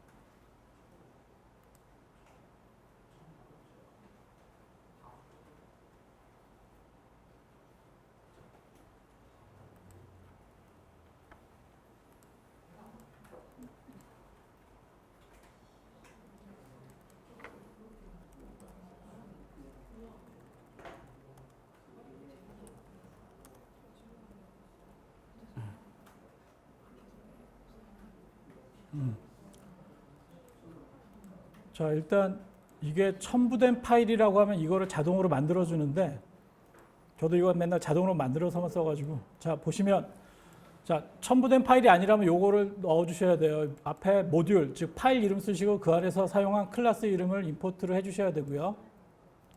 아니라면은 그러니까 첨부한 파일을 바탕으로 하면 이거를 자동으로 만들어 주기 때문에 그대로 다른 파일에다 카피해 놓으시고 그걸 엔트리 포인트로 해서 플레이 버튼을 누르시면 이렇게 만들어지게 됩니다. 자, 여기까지 성공하셨나요? 자, 이렇게 만들었는데 일단 UI가 좀 허접하죠? 그죠? 자, 그리고 여기를 사이즈를 조금 바꿔볼게요. 무슨 일이 벌어지나? 어라? 사이즈 바꿨더니 0꽝이죠? 그죠? 자, 이제부터 지금은 만들기만 했어요. 이제부터 디자인하는 방법에 대해서 설명을 드리도록 하겠습니다. 지금부터 잘 따라오셔야 됩니다. 자, 지금은 이렇게 해봤자 이게 같이 확대되고 축소되고 이런 문제가 전혀 없잖아요. 그죠? 이러면 만들어봤자 뭐 좀 거시기 하죠? 그리고 작동은 하는지 한번 보겠습니다. 비빔밥, 오징어 덮밥하고 만두 한 다음에 주문하면 여기에 선택된 게 자동으로 이게 제대로 뜨는. 자, 즉 디자인은 여러분이 하고 일은 AI 시킨 다음에 이런 식으로 앞으로 일을 하시면 된다는 얘기예요. 아시겠죠? 그래서 다음 시간에 이제 이탭스 API도 마찬가지예요. 이렇게 간단한 거 UI는 여러분들이 디자인하고 API 부르는 것들은 AI 시켜가지고 코딩을 할 겁니다. 그래서 어떻게 붙이는지 그것만 배우시면 되는 거예요. 아시겠죠? 자, 그러면 좀 디자인 이쁘게 하는 쪽으로 바꿔보도록 할게요. 자, 이제부터 다시 화면 한번 보시고요. 자, 화면 보신 다음에 여기 보시면은 여기에 레이아웃이라고 있어요. 이게 매우 중요합니다. 엄청 중요해요. 레이아웃. 별도로 공부를 하셔야 됩니다. 이 레이아웃은. 근데 이 레이아웃이 뭐냐면 지금 아까 방금 보셨지만 화면 크기를 막 바꿨는데 따라서 안 바뀌죠. 그거를 따라 바뀔 수 있게 하려면 이렇게 따라 하시면 돼요. 자, 보시면 버티칼이든 홀리존탈이든 상관없어요. 그래서 버티칼 하겠습니다. 저는 여기다 클릭해 이게 아니다. 잠깐만요. 자, 레이아웃은 이제 여러 개가 있는데 일단은 이 중에서 프레임을 먼저 가셔야 된다. 프레임. 어이구. 여기 보시면 프레임이라고 중간에 있어요. 프레임. 이 프레임은 뭐냐면은요, 이 여러 가지 위젯들을 이렇게 묶어놓는 역할을 해요. 얘가 창 디자인을 그러니까 크기를 바꿨을 때 따라바뀌도록 묶는 역할을 할 수도 있기 때문에 프레임을 먼저 해서 모든 프로그램들은 대부분 제일 겉에 프레임으로 쌓아두는 게 좋습니다. 아시겠죠? 이렇게 해서 이 전체가 하나의 프레임이 되도록 이렇게 프레임을 창 크기를 조금 키우신 다음에 프레임을 이렇게 조금 크게 만드시고 이 세 개를 컨트롤 키 눌러서 선택을 이렇게 세 개를 하세요. 그런 다음에 이거를 쭉 끌어서 프레임 안에다가 집어넣습니다. 그래서 프레임의 사이즈를 조금 키워보면 세 개가 다 들어가 있는 걸 보여요. 레이블, 탭 위젯, 버튼 세 개가 다 들어가 있는 걸 보실 수가 있어요. 자, 확인하셨나요? 자, 다시 해볼게요. 자, 다시 이 창을 좀 여유 있게 넉넉하게 크게 키우세요. 넉넉하게 크게 키우신 다음에 프레임 있죠. 프레임을 쭉 끌어다가 놓고 사이즈를 좀 크게 저 세 개가 다 들어갈 수 있는 사이즈로 좀 늘리세요. 그 다음에 컨트롤 키 누르고 레이블, 탭, 버튼 세 개를 누르시고 얘는 빼고 얘를 쭉 끌어다가 프레임 안에다가 틱 집어넣습니다.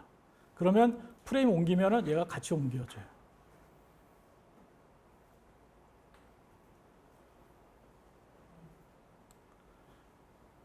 그래서 프레임 안에 이 세 개가 같이 들어갔고 프레임 옮기면 같이 움직입니다. 이 상태에서 레이아웃을 실행할 거예요. 레이아웃. 레이아웃이 뭐냐면 지금 있는 이 위젯을 배치시킬 거예요. 어디에다가?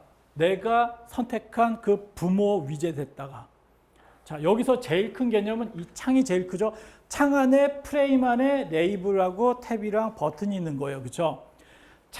창에다가 프레임을 배치시킬 거잖아요. 그럼 여기서 선택을 뭘 해야 된다? 부모가 되는 창을 선택합니다. 창을 선택하고 이 창에다가 얘를 어떻게 배치시킬지를 선택을 하셔야 되는데 창을 선택하고 버티컬이든 홀리존탈이든 아무거나 상관없어요. 왜? 꼴랑 하나 있기 때문에 가로로 배치하나 세로로 배치하나 똑같아요. 그래서 버티컬, 홀리존탈 둘 중에 하나인데 저는 일반적으로 하나 있을 때 버티컬을 주로 사용을 합니다. 그래서 배치시킬 메인 창이 뒤에 이걸 클릭하시고 그 다음에 버티컬을 딱 누르시면 어이씨 이거 왜 이래?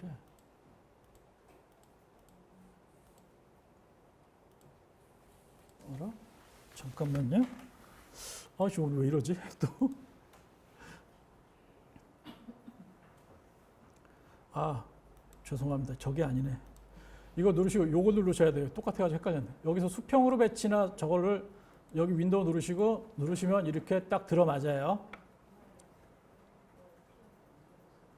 자 이렇게 해놓고 사이즈를 적정히 쭉 바꿔주시면 됩니다. 그 다음에 지금은 어떻게 했어요? 창에다가 프레임을 배치시켰죠. 그렇죠? 이제는 뭘 할 거냐면 이 프레임에다가 테이블 번호 그리고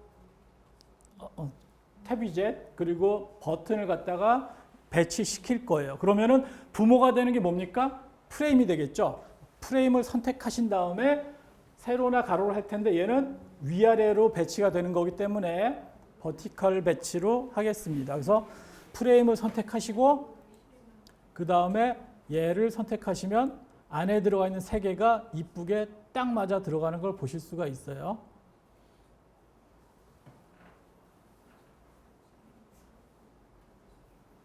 이해되셨나요?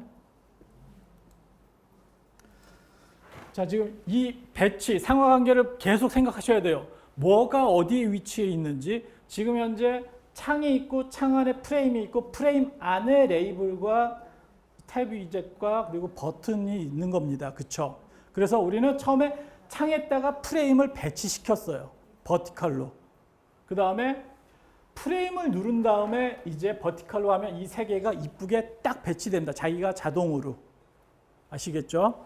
다시 한번 여기서 지금 아까 이렇게 창이 있는데 창에다가 이 프레임을 배치시킬 거예요. 뭐 이 창을 바깥을 그냥 누르시고 그 다음에 얘 이쪽 왼쪽이 아니라 이쪽입니다. 저도 맨날 헷갈리는데 요거를 누르시면 이렇게 배치가 돼요.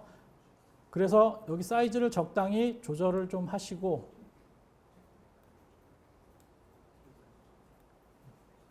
이렇게 하신 다음에 다시 프레임 안에 이 세 개가 있잖아요.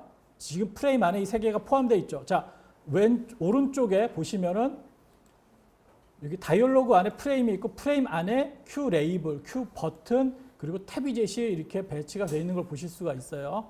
그래서 프레임을 누르신 다음에 얘를 이렇게 수직으로 배치를 누르시면 딱 맞아 들어갑니다. 아시겠죠? 자, 그 다음 또 뭐를 배치시켜야 될까요? 이번엔 탭 안에 메뉴를 배치시켜야겠죠. 그죠? 그럼 어떻게 하면 됩니까? 뭐에다가 뭘 배치시킵니까? 탭 안에죠. 그러니까 탭을 선택해야겠네요. 첫 번째 분식 탭을 누른 다음에 분식 탭을 누르신 다음에 분식 탭 클릭하고 여기를 누르신 다음에 버티컬 틱.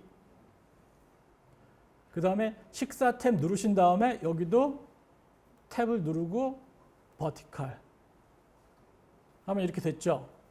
근데 이렇게 하면 메뉴별로 없는데 창만 크잖아요. 창 사이즈를 좀 줄여보죠. 이렇게 하면 그럴듯하게 이뻐 보이는 창이 만들어질 겁니다.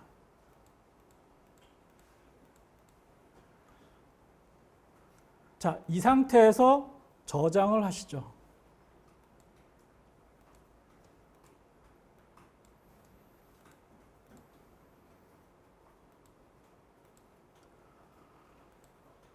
저장을 하시고 플레이를 눌러보시면 바뀐 사이즈가 떴네.